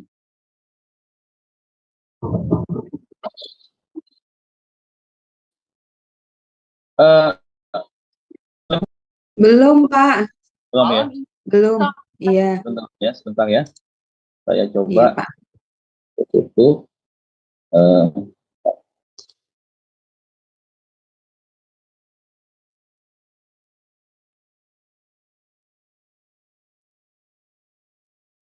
Mana ini?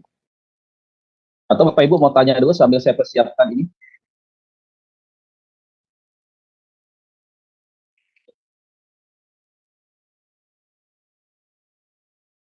Iya, Bapak Ibu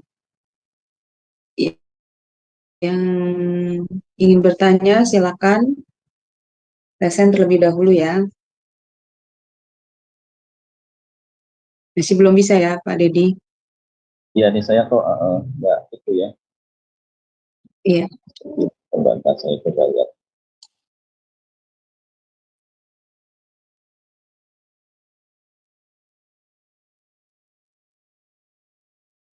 Ini sudah bisa? Ya, sudah Pak, sudah kelihatan. Oke. Kita akan belajar ya Bapak Ibu ya dari studi kasus yang ini ya. Dari soal nama Novela. Kami akan membahas tentang Anastasia Wela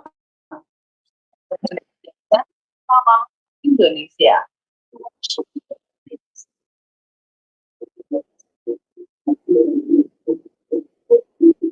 Sosok Anastasia Wela sempat menjadi buah bibir masyarakat usai tersiarnya kabar mengenai dirinya yang memiliki 9 kepribadian. Selain Wela, dalam diri wanita berusia 27 tahun ini ada sosok Naura, Paula, Saraswati, Atin, Andreas, Revelin, Ayu, serta Bilqis. Alter ego atau karakter lain ini akan muncul tiba-tiba tanpa disadari oleh Wela. Fenomena aneh dalam diri Wela ini sempat membuatnya disangka mengalami kesurupan.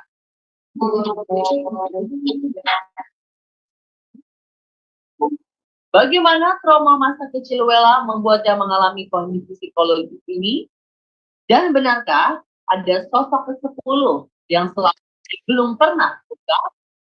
Semua akan terungkap oleh Wela bersama psikolog Poppy Amalia dalam On The Spot Reveal. Nah, sebelah kanan saya ini ada Wela. Hai Wela, apa kabar? Yang Wela, situasi apa sih dan persepsi apa sih yang isu atau yang sekarang ini yang Wela dapatkan dari masyarakat? Seperti apa sih? Saya adalah orang yang diasumsikan mengidap DID itu sejak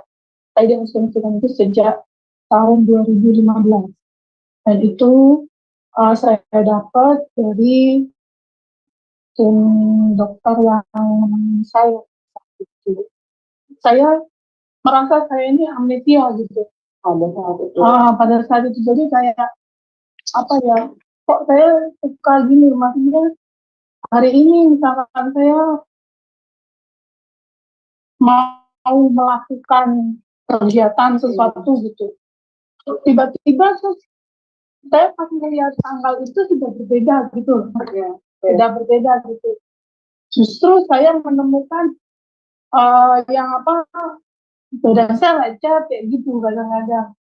Ini salah satu contohnya. Iya, dan saya lecet, sakit gitu, terus. Tapi kamu nggak ingat apa yang terjadi pada saat itu ya? Enggak ingat sama sekali saya. Cuman sakitnya memang berasa, tapi maksudnya itu kenapa itu saya nggak berasa gitu.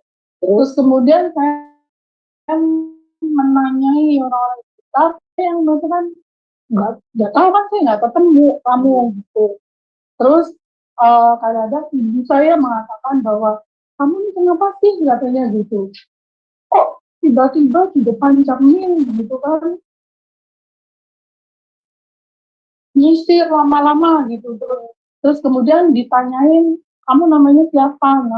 Kamu namanya siapa? Kok ngomongnya pelan banget, katanya gitu kan. Terus katanya dia mengakui saya Siana gitu. Akhirnya orang tua saya menyangka bahwa saya kerasukan gitu. Kamu menyebutkan salah satu kepribadian yang tidak 9. Kalau 9 itu yang saya tahu adalah Naura, Paula, Saraswati, Atin, Andres, Ravelin, Ayu, dan Desi. Tapi tadi kamu menyebutkan namanya Ana, Siana. Ya, si Ana. Siana itu, kenapa saya tidak catat di situ? Karena nama-nama yang saya catat itu adalah nama berdasarkan teman saya ketika dokter meminta saya untuk mencatat. Nah, ya, Siana ini adalah justru ketika ibu saya diwawancara keluarga di cerita, ya kan, mereka menembus saya mengerti bernama Siana. Bisa nggak ceritain masa kecilnya seperti apa? Yang menyenangkan bahwa saya memiliki keluarga yang lengkap. Oke. ada ibu, bapak, dan adik dan kakak gitu. Tapi yang tidak menyenangkan, saya mendapat perlakuan kasar dari orang tua. Salah satu orang saya disakiti oleh ayah saya. Oke. Saya ketika saya umur juga boleh. umur 2 tahun atau 3 tahun. Terus kemudian saya dilempar sama cangkul sampai kalau saya tidak tutup pintu mungkin saya sudah selesai gitu. Ketika saya pengen nahan gitu, pengen saya bilang kamu, jangan putus, jangan putus lagi, pengen bilang kayak gitu. Tapi saya tuh nggak sanggup gitu, karena saya juga sayang banget sama saya. Bahkan saya pernah berpikir dan memiliki pasangan yang pengen seperti saya, tapi tidak yang menyakiti seperti saya. Jadi saya bingung sendiri antara jadi sebetulnya saya nggak benci gitu. Terus satu lagi kejadian lagi.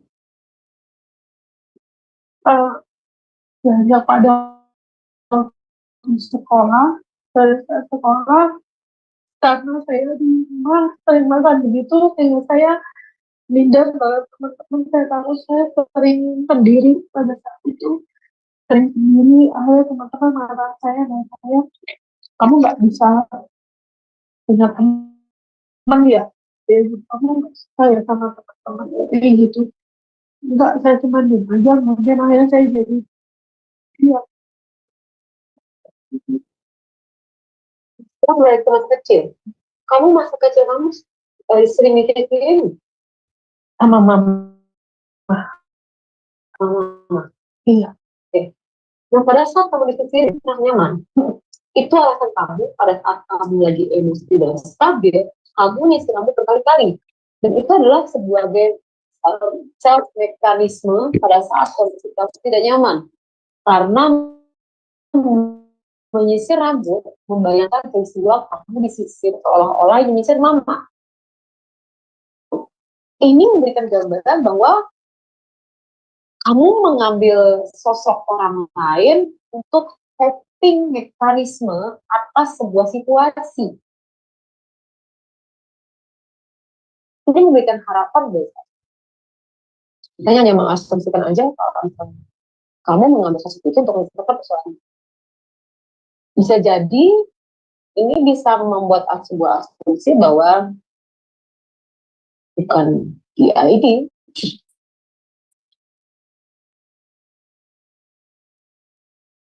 Mas Raudin Musa, pernahkah Naura melakukan kekerasan terhadap lingkungan? Karena ada satu kejadian pada waktu itu saya di pantai di Parangtritis itu. Saya ceritakan itu bahwa saya melihat ada bapak-bapak, dia kayaknya bule gitu, kayak bule gitu. Terus dia tuh karena anaknya diajak jalan pergi nggak mau, terus dia pukul kepala anaknya gitu. Terus dia seret biar mau jalan, diseret tangannya diseret itu. Terus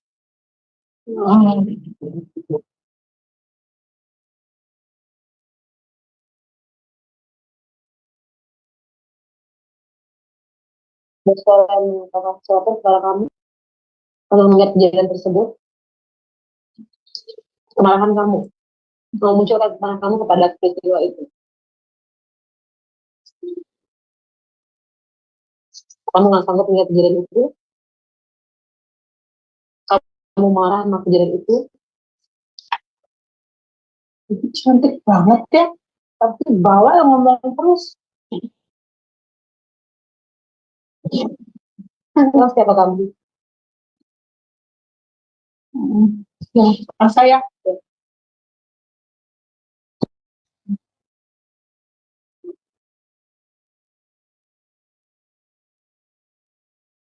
Kalau misalnya saya mau kamu, kamu nggak sanggup punya kejadian itu, maka kamu menunjukkan orang.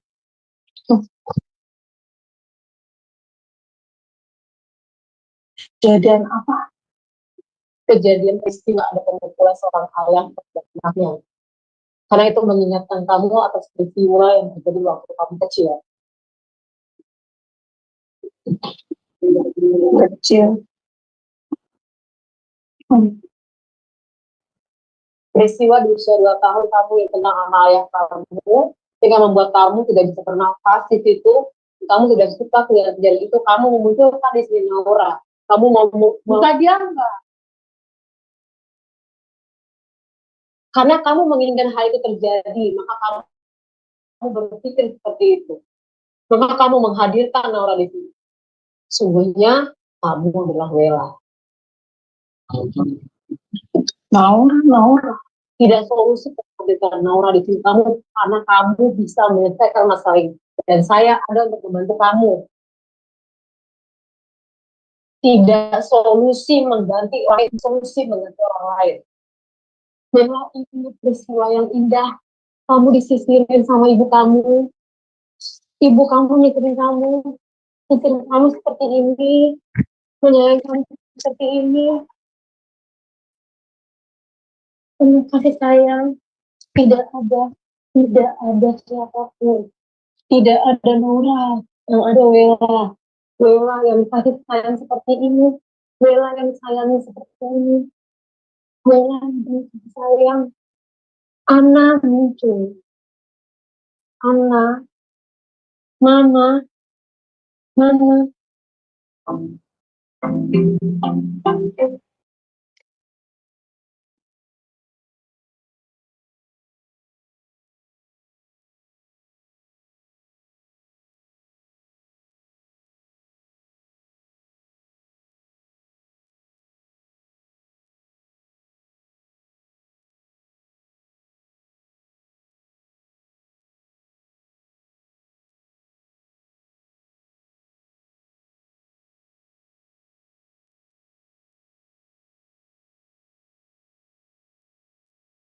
Sepertinya untuk bisa menyelesaikan, dan saya punya harapan yang luar biasa untuk masuk kejadian ini dari kejadian.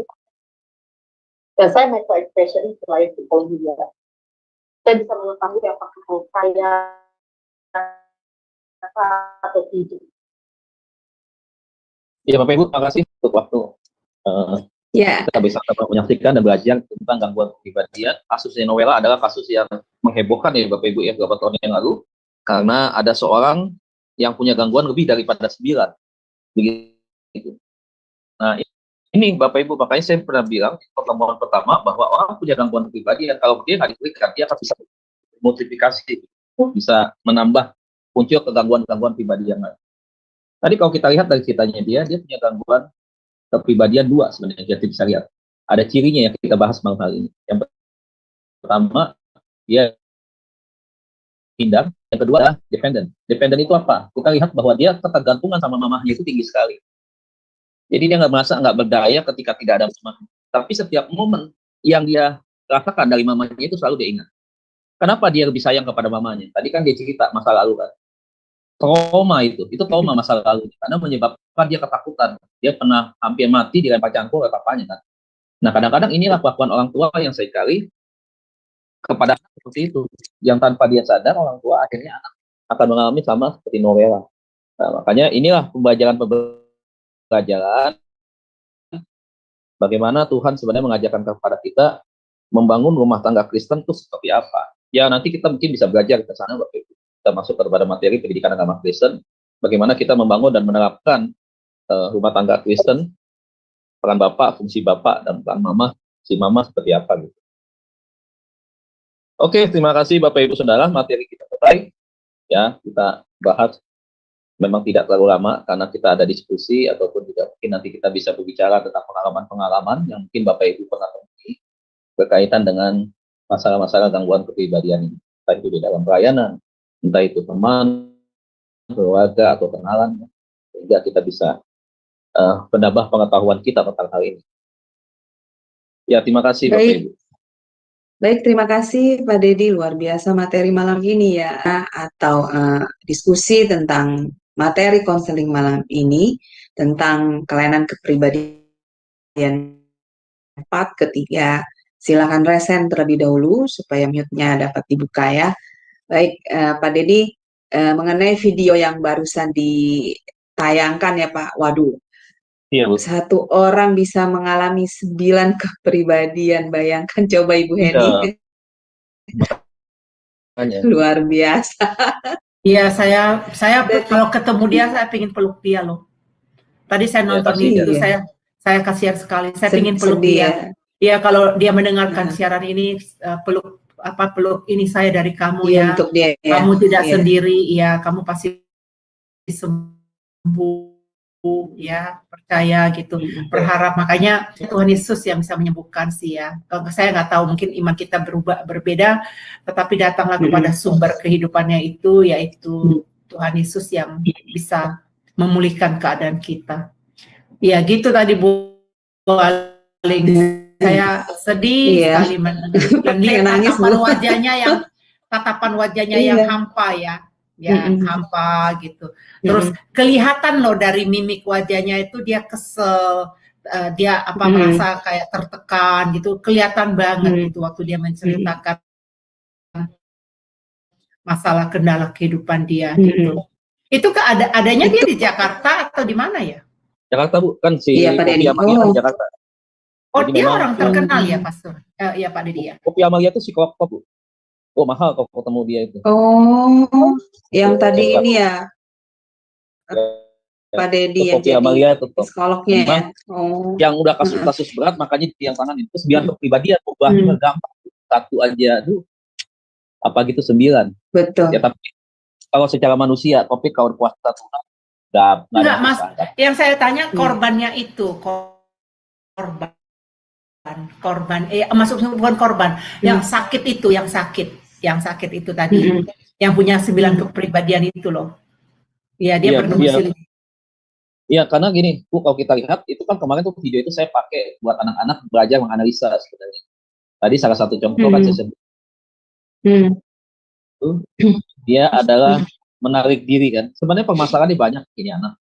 Kalau kita lihat dari urutan kronologi yang diceritain, itu dia ada korban bully dari teman-temannya di situ. Kemudian dia ada perasaan ketakutan dan dia berusaha untuk menghindar karena dia nggak yakin bahwa dia bisa diterima oleh teman-temannya kan. Nah, itu gangguan kepribadian apa tadi, menghindar. Nah, terus dia juga ada ketergantungan yang sangat kuat kepada mamahnya. Jadi dia nggak bisa sendirian. Nah, sekarang kan kalau di kasus itu mamanya sudah tidak ada tuh. Jadi papanya sudah meninggal, mamanya sudah meninggal. Nah, makanya dia berusaha untuk cari figur lain. Figur lain ini siapa? Dia tidak temukan dari sosok orang yang misalkan kayak kita begini nih ya. Dia tidak temukan itu, tetapi dia temukan itu di dalam fantasinya dia. Makanya ada sosok Naura, ada sosok Bilqis, ada sosok siapa. Nah, dia berusaha untuk itu sehingga dia merasa ada teman yang menemani dia. Itu di dalam imajinasinya dia. Nah, itu seperti itu. Makanya, nah tadi ketika dia ada perubahan suara tuh ya dari posisi Noella masuk kepada Naura, kan tadi dia ada berubah tuh tatapan matanya apa semua. Nah, itu yang disebut dengan alter ego, Bu. Alter ego adalah perpindahan dari karakter asli kepada karakter yang berikutnya, kepada sosok yang berikutnya. Itu disebut dengan alter ego. Nah, ketika dia tampil sebagai Naura, di situ dia ternyata menunjukkan bahwa karakter Naura ini adalah karakter yang temperamen, begitu. Makanya tadi dia marah, dia tersinggung kan.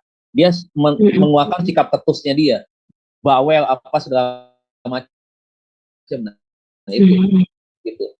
Sebenarnya kalau kita gali ke dalam lagi, kenapa dia seperti itu? Karena dia tahu kelemahannya dia. Jadi dia berusaha untuk mengubah keadaan jati diri dia sebenarnya dengan sosok figur lain yang bisa menutupi kekurangan dia, kelemahannya dia. Gitu. Jadi diambil sosok orang lain ada di dalam bayangan dia. Dan jadi orang yang tegas dan menutupi kekurangannya dia. Itu. Itu karena itu ya Pak Dedi, karena bermula dari luka batin dia masih kecil dan trauma-traumanya ya Pak ya.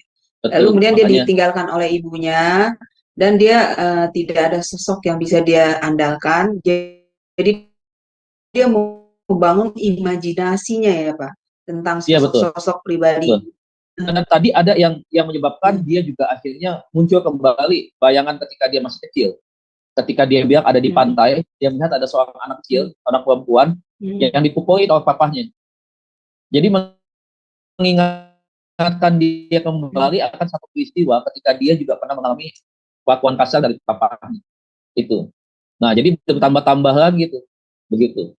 Jadi memorinya dia diingatkan lagi dengan satu peristiwa. Dia balik lagi mundur ke masa lalu kan.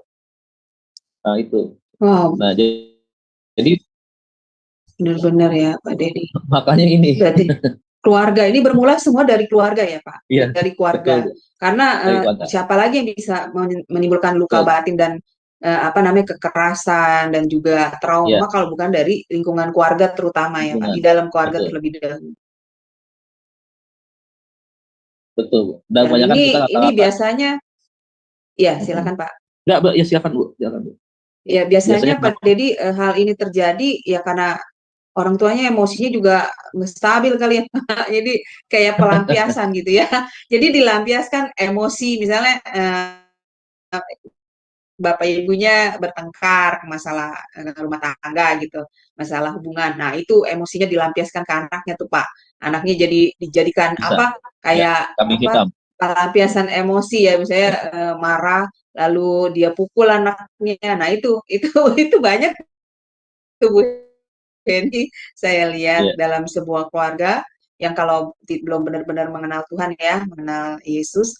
Nah, jadi ya seperti itu mereka pada saat biasanya Pak Dedi terjadi pada saat tekanan yang kuat ya yang dialami oleh kedua orang tuanya karena ya mungkin karena masalah ekonomi atau masalah hubungan mereka. Nah, disitulah pada saat mereka bertengkar, nah mereka melampiaskannya juga kepada anak-anak mereka. Biasanya seperti itu ya Pak Dedi. Ya bisa itu. Tapi kadang-kadang gini, masa lalu dari orang tuanya juga menentukan. Makanya kalau orang tuanya pernah dapatkan perlakuan dari kakeknya, misalkan Noella punya kakek, punya papa, kakeknya juga dulu keras sama papahnya. Nah, papahnya juga tidak membereskan itu, melakukan hal yang sama, cara mendidik kepada anaknya. Nah, akhirnya bisa juga lanjut kepada keturunannya. Makanya kenapa kita... Iya, jadi kayak siklus ya Pak, jadi ya siklus yang nggak ada putusnya ya. Iya. Siklus itu Penny siklus. Iya. Wah, saya baru paham. Jadi memang seperti kata kita bilang, kita bilang memang ada kutub keturunan seperti kayak gitu memang. Salah satunya kayak begitu kan. Kehancuran kan. Ya, kita bilang kan benar nggak Pak? Pak, benar nggak? Pemahaman saya ini benar nggak Pak? Siklus itu bisa putus, kutukan itu bisa putus kalau keturunannya itu mengalami pemulihan Pak dalam dirinya. Iya, itu dia benar. Saya sendiri kan ngalamin. Jadi ketika saya mengalami masa-masa dulu seperti itu, saya dipulihkan. Kan saya tahu akhirnya apa? Anak saya pun saya layani dengan cara seperti itu juga. Maksudnya saya doakan, saya putuskan semua kutub-kutub yang berkaitan dengan warisan daripada orang tua kita, ya. Warisan-warisan bukan hanya berkaitan dengan penyembahan berhala, bukan cuma itu aja. Kan yang diwariskan itu kan banyak, sekolah asuh yang salah kan diwariskan kepada anaknya yang dia miliki begitu kan. Nah, dia nggak tahu kan bahwa itu adalah pola yang salah dalam mendidik anak. Akhirnya itu menjadi luka buat anaknya. Nah, tidak diberesin lagi oleh anaknya. Jadi ketika anaknya punya anak lagi ya sedih. Makanya di dalam iman Kristen kita ini luar biasa ya. Yang namanya kita mengenal Tuhan, pertobatan, ya kita semua namanya pemutusan kutub itu harus percaya tidak percaya ya, itu harus dilakukan. Kalau tidak ya akan tidak sempurna pertobatan kita gitu. Jadi ya itu hal-hal yang tidak baik itu harus kita berakhir sudahlah gitu. Jadi jangan sampai ke generasi kita yang dia juga nggak tahu apa-apa begitu, tapi nanti akhirnya juga akan mengalami hal-hal yang tidak kita inginkan. Iya. Bagaimana Bu Heni? Bu Heni gimana tanggapannya Bu mengenai video tadi Bu? Silakan. Iya, saya jujur, saya sangat miris ya hati saya melihat orang yang punya kepribadian itu sebenarnya bukan pilihan dia loh, dia nggak mau sebenarnya demikian. Iya. Jadi kalau saya mengenal dia, saya tahu nomor teleponnya, saya mau ajak dia ngobrol ya supaya dia bisa terlepas dari hal ini ya. Dia perlu teman yang orang yang betul-betul mengasihi dia, yang bisa menerima apa ada dia gitu ya. Itu bisa gitu. Jadi kejiwaan seseorang tadi. Tapi ini sangat mengagetkan saya sih, karena belum pernah saya tahu yang selama ini kayak begini. Nah, dengan materi pelajaran yang tadi Bapak sampaikan mengenai pelajaran yang ketiga ya Pak ya, mengenai bukan ketiga, sebentar, kedua, dependen. Oh ya, kelompok ketiga ya gangguan kepribadian dependen. Ya, nah ini kalau itu kan berarti dia low kepercayaan diri ya Pak ya, dia kurang terlalu pede Pak, terlalu yakin. Nah, itu bagaimana Pak? Iya, kepedean malah ya Bu Heni. Iya, pede banget. Ya, itu ada gangguan kejiwaan juga nggak Pak itu? Ada gangguan kepribadian. Kemarin kan gangguan kepribadian itu masuk dalam kelompok narsistik, bahwa dia merasa paling sempurna. Yang itu benar, paling pede itu yang narsistik itu masuknya dalam narsistik. Makanya dia narsis terus. Merasa gue paling pinter, gue paling cantik, paling ganteng, paling keren, kepedean. Padahal makanya dia merasa ketika dia berpakaian, dia fashion itu karena dia ingin menonjolkan gue lebih daripada yang lain. Gitu. Narsistik masuknya. Nah, lawannya memuji diri sendiri ya.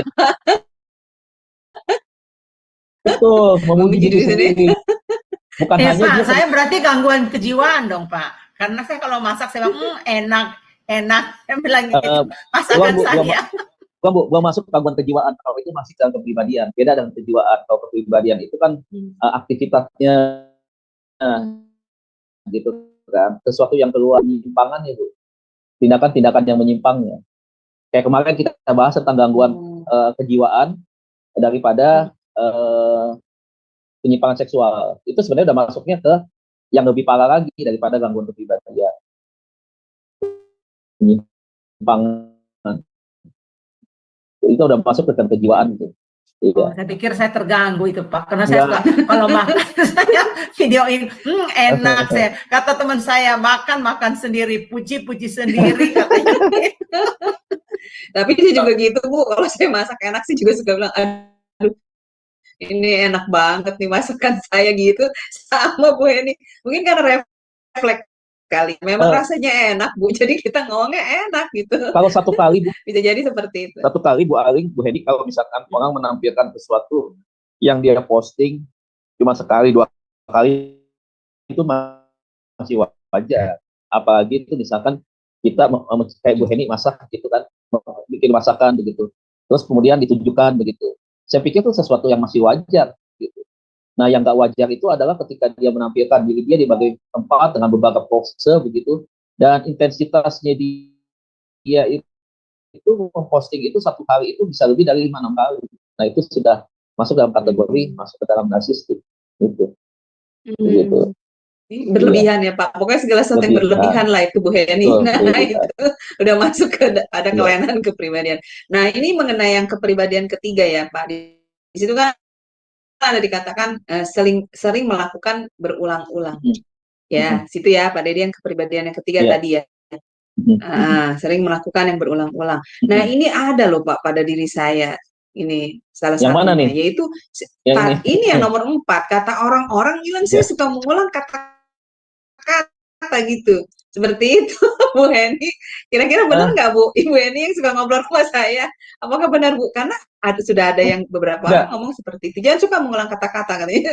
Ya, gimana Pak? Bu, kalau mengulang kata-kata, kalau udah lagi satu kali komunikasi itu hal yang wajar, begitu. Tapi kalau sering mengulang kata-kata dengan orang yang sama, waktunya sama, dalam satu hari itu, tapi tempatnya berbeda, nah itu sudah ada ciri-ciri ke sana begitu. Tapi kalau kita melihat maksudnya begitu mengulang kata-kata. Ya, kalau kita lihat dari share ini, kalau kita lihat dari sini kan sebenarnya kan ini kan enggak nih begitu. Ini kadang-kadang gini, kenapa kita bisa mengulang-ulang itu? Karena mungkin waktu kita ngomong, lawan bicara kita responnya mungkin nggak ke kita, dia lagi nunduk atau apa, jadi kita mengulangi begitu, berjelas lagi. Itu bisa juga begitu. Nah, kecuali kalau lawan bicara sedang lagi konsen, misalkan begitu, nah itu mengulang, saya pikir itu masih hal yang wajar sih. Kecuali kalau memang kepada semua orang, ulang itu lagi. Nah, itu. Oh gitu. Untung saya nggak kayak gitu, bukan begitu Pak mengulangnya. Enggak, kayaknya Bu Ali nggak kayak gitu. Kalau Ini kan kalau yang ya. ya, kalau yang saya ketemuin sama orang-orang teman-teman yang pernah berkata, dia sudah pernah ceritakan. Nanti sebentar lagi dia ceritakan lagi. Dia ulangi lagi. Iya, betul. Iya, gitu. Terus kemudian Oh, besok seperti lagi itu. dia ngomongin lagi kayak Iya, gitu. benar. Dan cerita Benar. yang sama. Dalam hati saya, Betul. kan aku udah dengar cerita kamu cerita lagi yang situ Iya. sama-sama. Jadi, Betul. nah saya tipe orang yang punya gangguan juga nih Pak. Kalau mendengarkan perkataan yang berulang-ulang itu stunning saya Pak. Nah itu gimana tuh Pak Dedi? Oh, ini kalau ini Ibu Heni mendengarkan itu yang spanning ya. Maksudnya kan aku udah dengar, kan aku udah ceritain, aku sudah tahu ceritanya itu. Malah masih aku ingat bagaimana cara dia ngomong. Aku kan suka niru cara ngomongan orang tuh. Jadi aku tahu nih dialek kamu kayak apa, notasinya bagaimana. Saya suka ingat gitu. Jadi udahlah gitu, saya udah tahu ya jangan cerita itu lagi. Move on, ayo cerita yang lain gitu. Biasanya gini Bu, ya mungkin Ibu terpancing itu karena Ibu kurang apa ya namanya ya, kurang sabar untuk mau mendengar lagi begitu. Ini bisa aja ketika dia ngomongin itu lagi ya berulang-ulang, sebenarnya dia nunggu respon Ibu. Ibu ada pujian nggak dengan apa yang diceritakan kemarin sebelumnya? Jadi ada orang juga orang pengen ceritanya itu mendapatkan apresiasi dari kita kan. Oh hebat kamu, oh kamu begini begitu. Ada orang yang mau dinilai begitu ketika dia berbicara Bu. Ada motivasi tertentu. Nah mungkin bisa saja ketika Ibu mungkin tidak memberikan apresiasi dalam bentuk pujian sama dia gitu kan. Nah mungkin bisa saja akhirnya itu dia ulang lagi. Nah bisa jadi. Ada orang ya yang membutuhkan itu ya. Kalau saya nggak bisa gombal, saya nggak bisa. Saya kalau memuji orang memang apa faktanya gitu loh. Jadi nggak mungkin saya orang apa itu langsung saya puji. Itu buat saya tuh risih buat saya Pak. Iya. Ibu emang orang yang tipenya to the point ya. Gitu. Tapi biasanya memang kebanyakan kalau ini gangguan ini ya kebanyakan dialami memang oleh perempuan. Kenapa begitu? Karena di rumahnya dia tidak dengar permasalahannya. Suaminya nggak pernah mau mendengarin apa yang dia sampaikan begitu. Suami tahu cuek. Makanya dia akhirnya suka mau cari perhatian dengan si Edwin. Begitu. Jadi karena dia tidak didengar. Makanya selalu saya bilang kepada ini kalau kita bicara lagi dengan laki-laki hamba Tuhan, seberapapun mungkin ceritanya nggak seseru dengan apa yang kita mau dengar, tapi ketika istri kita cerita sama kita, maka suami harus dengar, apapun juga harus dengar, tanggepin, gitu. Walaupun dalam keadaan kita capek, tanggepin dulu. Nah, ketika dia udah didengar, ketika mungkin kalau kita perlu kasih pujian, kita kasih pujian, kalau kita perlu kasih masukan, gitu. Tapi setidaknya saat dia didengar, gitu. Kalau dia tidak didengar, maka akhirnya apa sekali ngomong tidak didengar, sekali dia tidak didengar. Maka itu tadi ketika dia ketemukan orang yang cocok, mau dengerin dia keluar semua tuh Bu, semua yang dia pendam, dia ceritain semua tuh. Kadang-kadang kelemahannya orang yang seperti ini dia tanpa sadar menceritakan sedang kejelekan keluarganya, suaminya, dan bahkan kekurangan atau masalahnya di rumah tangga. Kejelekannya seperti itu. Karena dalam jangka waktu yang lama itu dia tidak bisa mengungkapkan apa yang dia mau komunikasikan. Nah di dalam pernikahan Kristen kita belajar nih tentang komunikasi suami istri. Nanti kita belajar Bu tentang hal ini. Ya. Nah, Pak Dedi, sekarang kenapa penyebab seorang suami itu bisa tidak mau mendengarkan istrinya itu? Itu kenapa ya, Pak? Iya benar ya, Bu Dedi. Kenapa coba? Maaf ya, Bu. Laki-laki itu punya sifat kejenuhannya tinggi daripada perempuan. Begitu. Laki-laki itu selain memang dia seorang menggunakan rumahnya bidang dia punya profesi bukan kepribadian ganda nih, tapi profesinya ganda gitu. Ada hal-hal yang harus dia kerjakan, pasti otaknya akan terus pakai bekerja. keletihan otak itu bisa juga membawa kepada keletihan fisik sebenarnya. Sehingga pada akhirnya kehilangan semangat atau gairah. Jadi kadang-kadang ketika dia ada di rumah dengan otak yang sudah dia pakai dengan begitu banyak bekerja, ya, kemudian ditambah lagi dengan mungkin fisiknya, sehingga akhirnya menyebabkan keletihan, kelelahan sampai di rumah, sehingga akhirnya itu tadi dia nggak akan konsen. Bahkan kadang-kadang kenapa ada istri di rumah merasa bahwa ketika saya ngomong dengan suami nanggapin, sebenarnya nggak nanggapin juga. Dia dengar begitu, walaupun dia wajahnya seperti kemana-mana, pikirannya seperti kemana-mana, tapi sebenarnya dia tangkap begitu. Dia tahu apa yang disampaikan. Cuman kan kalau seorang istri kan harusnya kita juga menauin ya, bahwa dia kan kalau waktu mau didengar kan juga kita kan harus lihat gestur kita seperti apa, respon kita seperti apa, pandangan mata kita ke dia seperti apa. Jadi kembali lagi, ketika istri menyampaikan satu komunikasi, membangun komunikasi, dia bercerita tentang apa yang dia utarakan kepada pasangannya, maka dia bukan cuma mau didengar, pendapatnya dia juga ingin diterima, gitu. Nah itu yang harus dipahami oleh laki-laki. Nah, itu tadi. Nah kalau kebiasaan nggak pernah didengerin, akhirnya sang istri itu kayak cicarawa, burung cicarawa di mana ngoceh, gitu. Sama siapa aja ngoceh aja. Ya, baik. Saya akan baca ada pertanyaan ada pertanyaan di ini ya, bertanya begini. Bagaimana dengan tidak percaya diri untuk ketemu orang? Apakah itu gangguan, Pak Pendeta? Silakan dijawab. Makasih. Kalau yang namanya minder itu semua ada pada diri kita sebenarnya. Contoh ya misalkan seorang pendeta yang level menengah, anggaplah saya nih, saya ketemu Pak Niko misalkan begitu, secara pribadi jalan pergi duduk berdua sama Pak Niko ngobrol gitu misalkan, itu pasti akan ada rasa minder saya, akan ada merasa bahwa saya, waduh saya, wah saya kan di bawahan dia nih, wah dia kan lebih tinggi dari saya nih, pasti ada pikiran saya gitu. Nah itu wajar ya, kita semua nggak bisa menghindari apa yang disebut dengan minder. Tetapi kalau misalkan kepercayaan diri ini adalah bukan hanya kita berjumpa dengan orang sebenarnya, tetapi juga berkaitan dengan tanggung jawab. Dan kemudian tanggung jawab itu kita balikan, kita ukur dengan teman diri kita. Selalu apapun yang dipercayakan sama kita selalu katakan tidak bisa.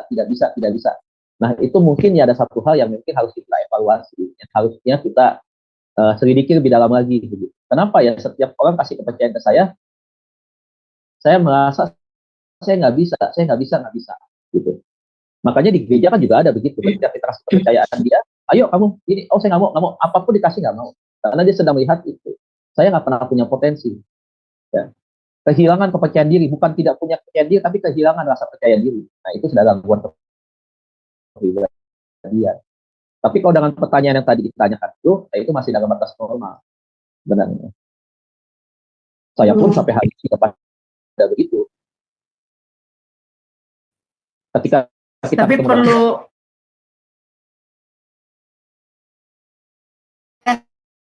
sarankan untuknya atau konsultasi dengan Bapak Pendeta, boleh dibuat perjanjian. Jadi nanti ketemunya di break room ya Pak ya atau Ibu. Nanti bisa berdiskusi, nggak bayar kok, gratis ya. Jangan dipikir minta bayaran, nggak dibayar gratis. Jadi kalau kalian butuh bantuan ya Pak, saya tolongin gitu. Nanti bikin perjanjian gitu. Ayo naik ke Zoom, nanti kita ketemunya di break room sama Bapak Pendeta ya. Nah silakan Pak, diteruskan. Iya, jadi itu ya Bu ya. Jadi kita lihat kriteria juga kan. Kalau kita lihat di sini kan ada banyak kriteria, tidak hanya cuma satu. Tadi yang Ibu bilang kan mungkin di poin 16 saja nih, kurang percaya diri kan. Gitu. Nah, tapi kalau yang lainnya ini ada nggak gejala-gejala ini? Kalau gejala-gejala ini ada, maka ya kita bisa terindikasi. Kemarin saya bilang begini, memang kita dari indikasi dari misalkan dari ini poin 26 poin ini kan kemarin saya bilang 50% gejala ini ada pada diri seseorang, maka terindikasi orang itu punya gangguan kepribadian ini. Begitu.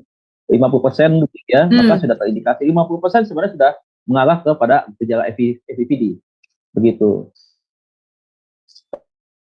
Tapi kalau cuma satu doang, kayak misalkan kayak tadi, 16 percaya diri, ya kadang-kadang kita pun tidak bisa seperti itu, gitu. Misalkan ada tugas-tugas tertentu yang dipercayakan kepada kita belum pernah mencobanya, tapi kita mau mencoba untuk belajar. Nah, ada tuh rasa-rasa kurang percaya diri, walaupun presentasinya nggak besar sebenarnya, tapi masih ada. Sikap tegang dan takutnya ada nggak? Ada. Tetapi itu tadi, ini gangguan-gangguan kepribadian ini juga berkaitan dengan stres ya, berkaitan dengan stres. Jadi kalau misalkan gangguan kepribadian ini ya, sikap tegang dan takut, kurang percaya diri, ya itu kepada kita sama ya. Tetapi kepada sesuatu pekerjaan apabila sudah diselesaikan ini hilang, itu normal. Begitu. Misalkan kita dilakukan pekerjaan sesuatu yang kita belum pernah anggaplah, misalkan disuruh khotbah di gereja, selama ini belum pernah khotbah di gereja misalkan.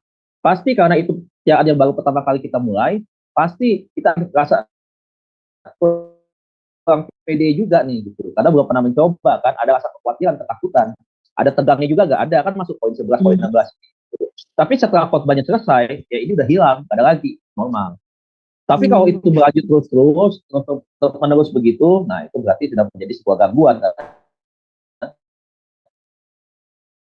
Begitu.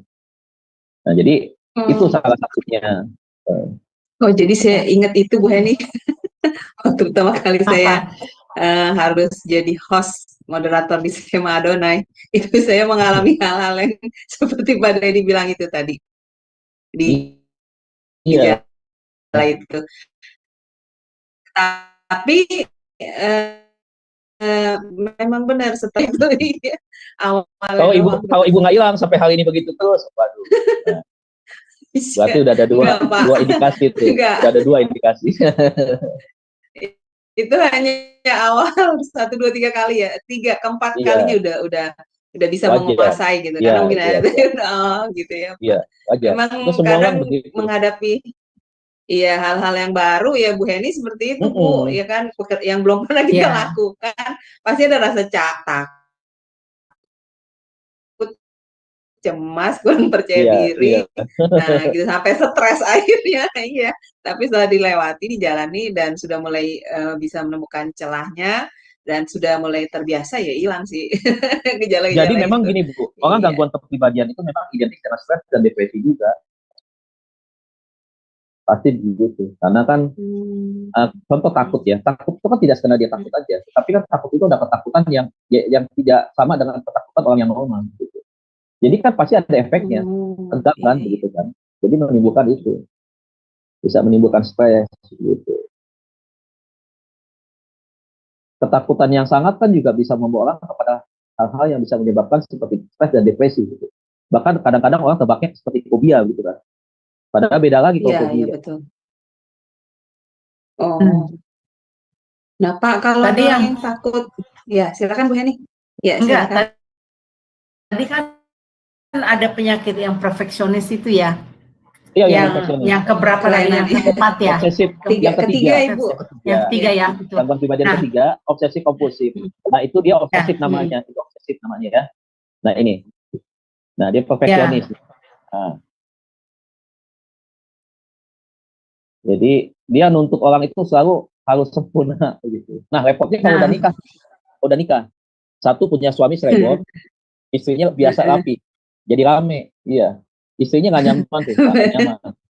Jadi bisa kalau orang bahasa sehari-hari bilang, istrinya tekanan batin punya suami kayak gitu. Iya benar-benar ya.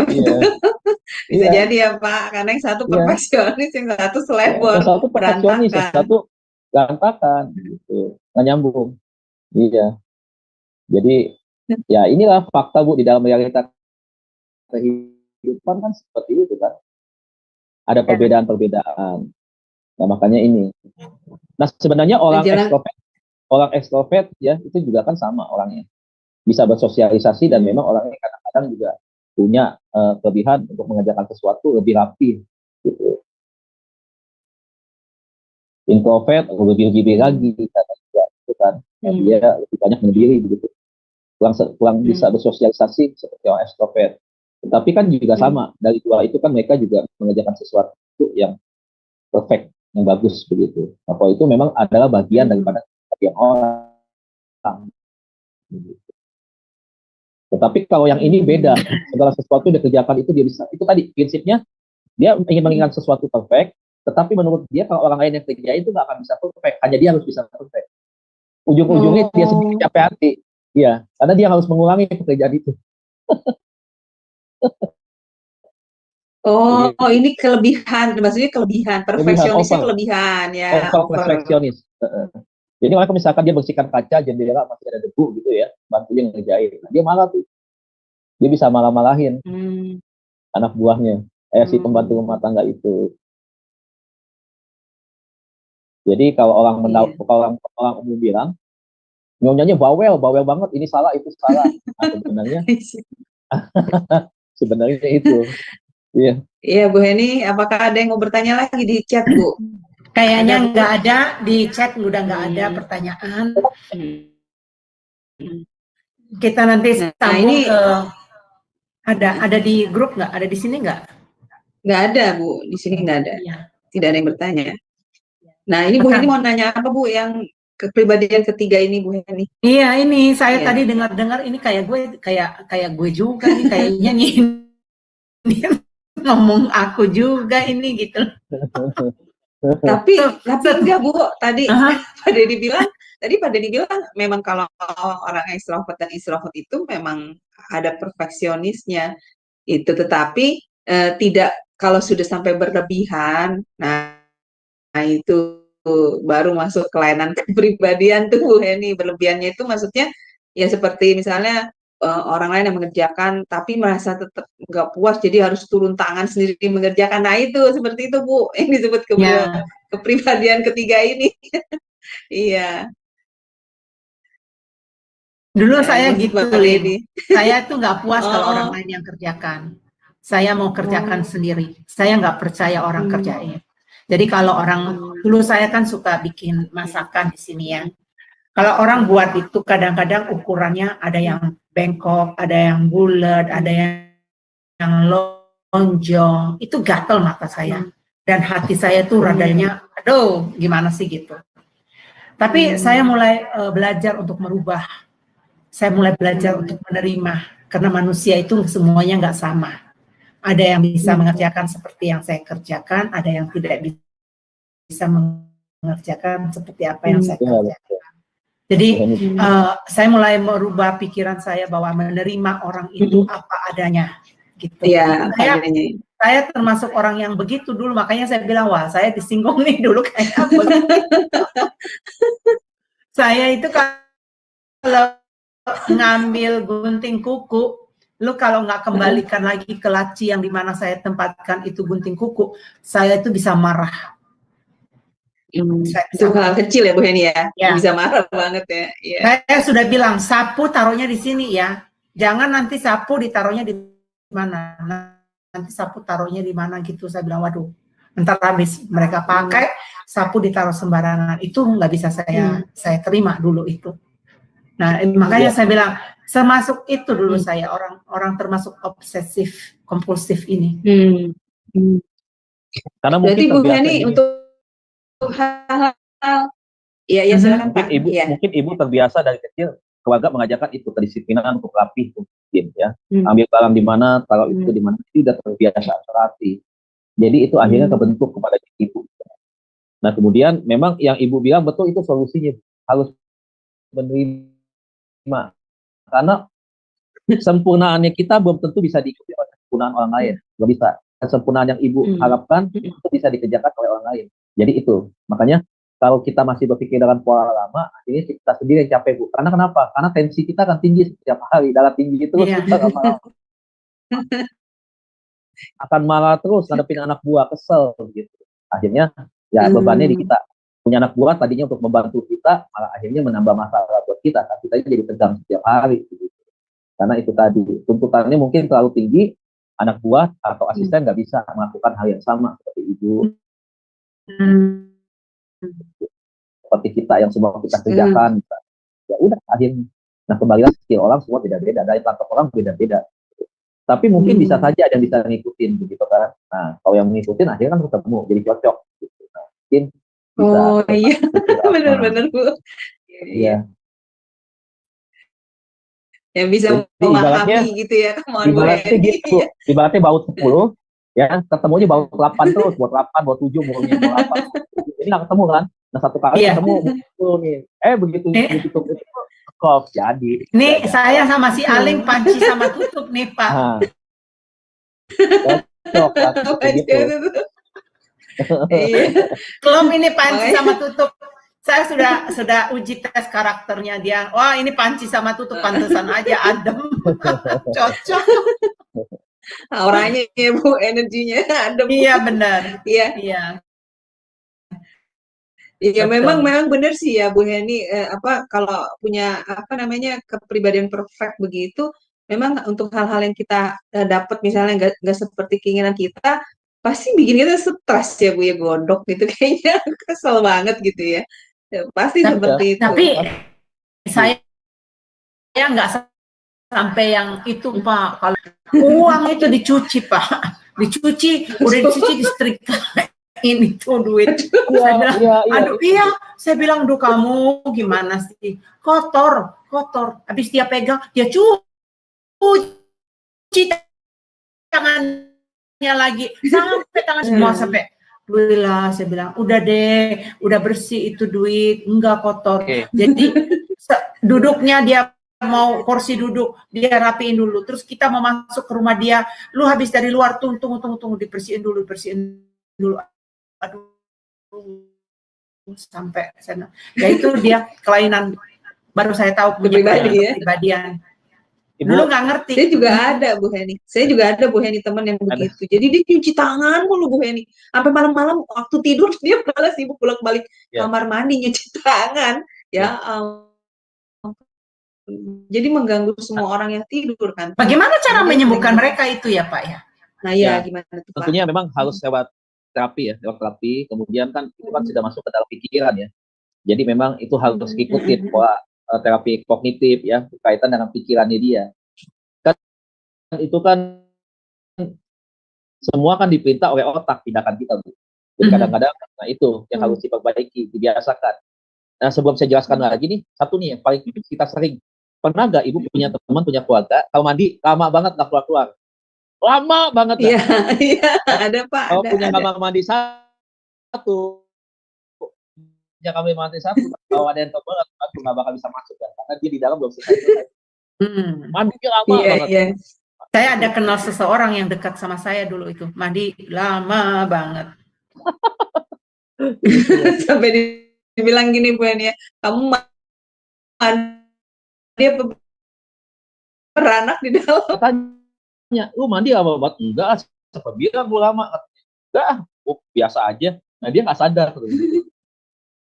Terus lagi, kalau orang yang punya gangguan kepribadian begitu, mereka nggak memikirkan keperluan orang ya Pak ya. Mereka udah nggak bisa, nggak cerna. Udah nggak tahu orang membutuhkan ini, orang mau pakai kamar mandi gitu. Udah nggak butuh. Jadi egoisnya tuh, pokoknya aku nggak merasa bahwa apa aku pakai gitu terus. Aduh, luar biasa saya pikir. Karena jadi dia tidak sadar, Bu. Dia tidak menyadarinya. Dia udah putus ya Pak, urat sarafnya udah putus ya. Karena gini, yang dia pikirkan adalah keasikannya itu. Yang dia pikirkan keasikannya itu. Jadi ketika sedang dia keasikannya itu, rasanya memang sulit untuk dihentikan begitu. Makanya kan tadi kan tidak dijelaskan kan berulang-ulang begitu kan. Dan dia lakukan itu tuh. Memang Bu, memang orang yang punya tipe kepribadian ini, gangguan kepribadian ini, memang orangnya bersih begitu. Tapi menyusahkan orang begitu. Bayar listrik mesti berapa itu, token listrik bisa habis itu sama dia tuh. Tapi gitu. Nah, itulah makanya. Ya. Banyak yang kita makanya orang-orang yang kayak gini nih kita bisa temukan begitu. Di komunitas kita pasti ada aja walaupun tidak. Iya, pasti. Ada aja 1-2 kita bisa ketemu tuh. Bisa ketemu model-model kayak gitu. Nih, kita waktunya udah sampai. Nanti kita diskusi sama Pak Dedi setelah live acara ya. Jadi ada mungkin ada Ibu Nita mau ngobrol ya, ada ibu-ibu di sini yang mau ngobrol. Mungkin mereka malu kalau didengerin. Nanti biasanya seru tuh. Kalau kita kan kayak minggu kemarin kan seru tuh. Setelah live kita jadi masih panjang ya Bu. Masih panjang, iya. Ya sebuah link. Ya, oke, baik karena waktu juga sudah semakin larut ya. Baik, kita akhiri kelas ini. Baik Pak Dedi, tolong closing statement-nya tentang materi pembelajaran hari ini dan tutup berdoa buat kami semua. Jadi saudara semua, materi kita untuk membahas 3 kelompok gangguan kepribadian sudah selesai. Dan gangguan kepribadian ini adalah bagian daripada masa lalu daripada orang yang pernah mengalaminya ya. Tidak hanya dalam bentuk trauma, tetapi juga salah satunya karena mungkin pola asuh, juga karena lingkungan, faktor genetik, dan juga karena di dalam hubungan sosial dengan orang lain itu bisa muncul. Jadi orang yang punya gangguan kepribadian, pesan saya adalah jangan dimusuhi, jangan dikucilkan, tetapi harus kita rangkul. Ya. Kita harus menjadi penyembuh, bukan penolak mereka. Begitu. Kita harus menjadi partner untuk bisa membawa mereka, memberikan mereka sampai akhirnya mereka bisa kembali bukan normal ya, tetapi mereka bisa menjadi satu pribadi yang tidak terbeban dengan hal-hal yang membuat tindakan maupun reaksi daripada orang tersebut akhirnya tidak sesuai seperti apa yang diharapkan pada umumnya begitu ya. Jadi saya pikir itu ya closing statement-nya, dan kita akan tutup di dalam doa malam hari ini pembelajaran gangguan kepribadian kelompok 3. Mari kita berdoa. Terima kasih Bapak yang baik, kami mengucap syukur, berterima kasih karena Kau telah menolong kami, menyertai kami, menuntun kami di dalam pengajaran kami malam hari. Kami bersyukur dan bangga Tuhan bahwa tim ini boleh menjadi tim pelayan yang solid Tuhan. Melayani Tuhan bersama-sama, unity Tuhan, mengembangkan ini semua kemuliaan. Biar Tuhan lewat channel ini banyak orang diberkati, banyak orang semakin belajar, mengenal apa yang kami sudah sampaikan Tuhan. Setiap para pengajar, kiranya kami jadi berkat Tuhan, dan nama Tuhan dipermuliakan lewat channel ini. Terima kasih. Kami akhiri tutup pengajaran malam hari ini di dalam nama Bapa, Putra dan Roh Kudus. Kiranya kasih anugerah Tuhan, perlindungan daripada Tuhan Yesus Kristus, penyertaan Allah Roh Kudus akan menuntun kita semua dan membawa kita untuk kita bersama-sama besok melanjutkan aktivitas kita beribadah, memuji, memuliakan Tuhan, dan melaksanakan semua tugas pekerjaan kita. Di dalam nama Tuhan Yesus kami berdoa dan mengucap syukur. Haleluya. Amin. Amin. Terima kasih Pak Dedi untuk pelayanannya. Semoga pelayanan Pak Dedi menjadi berkat lebih lagi bagi banyak orang. Terima kasih Bapak Ibu sudah stay bersama kami sampai semalam ini.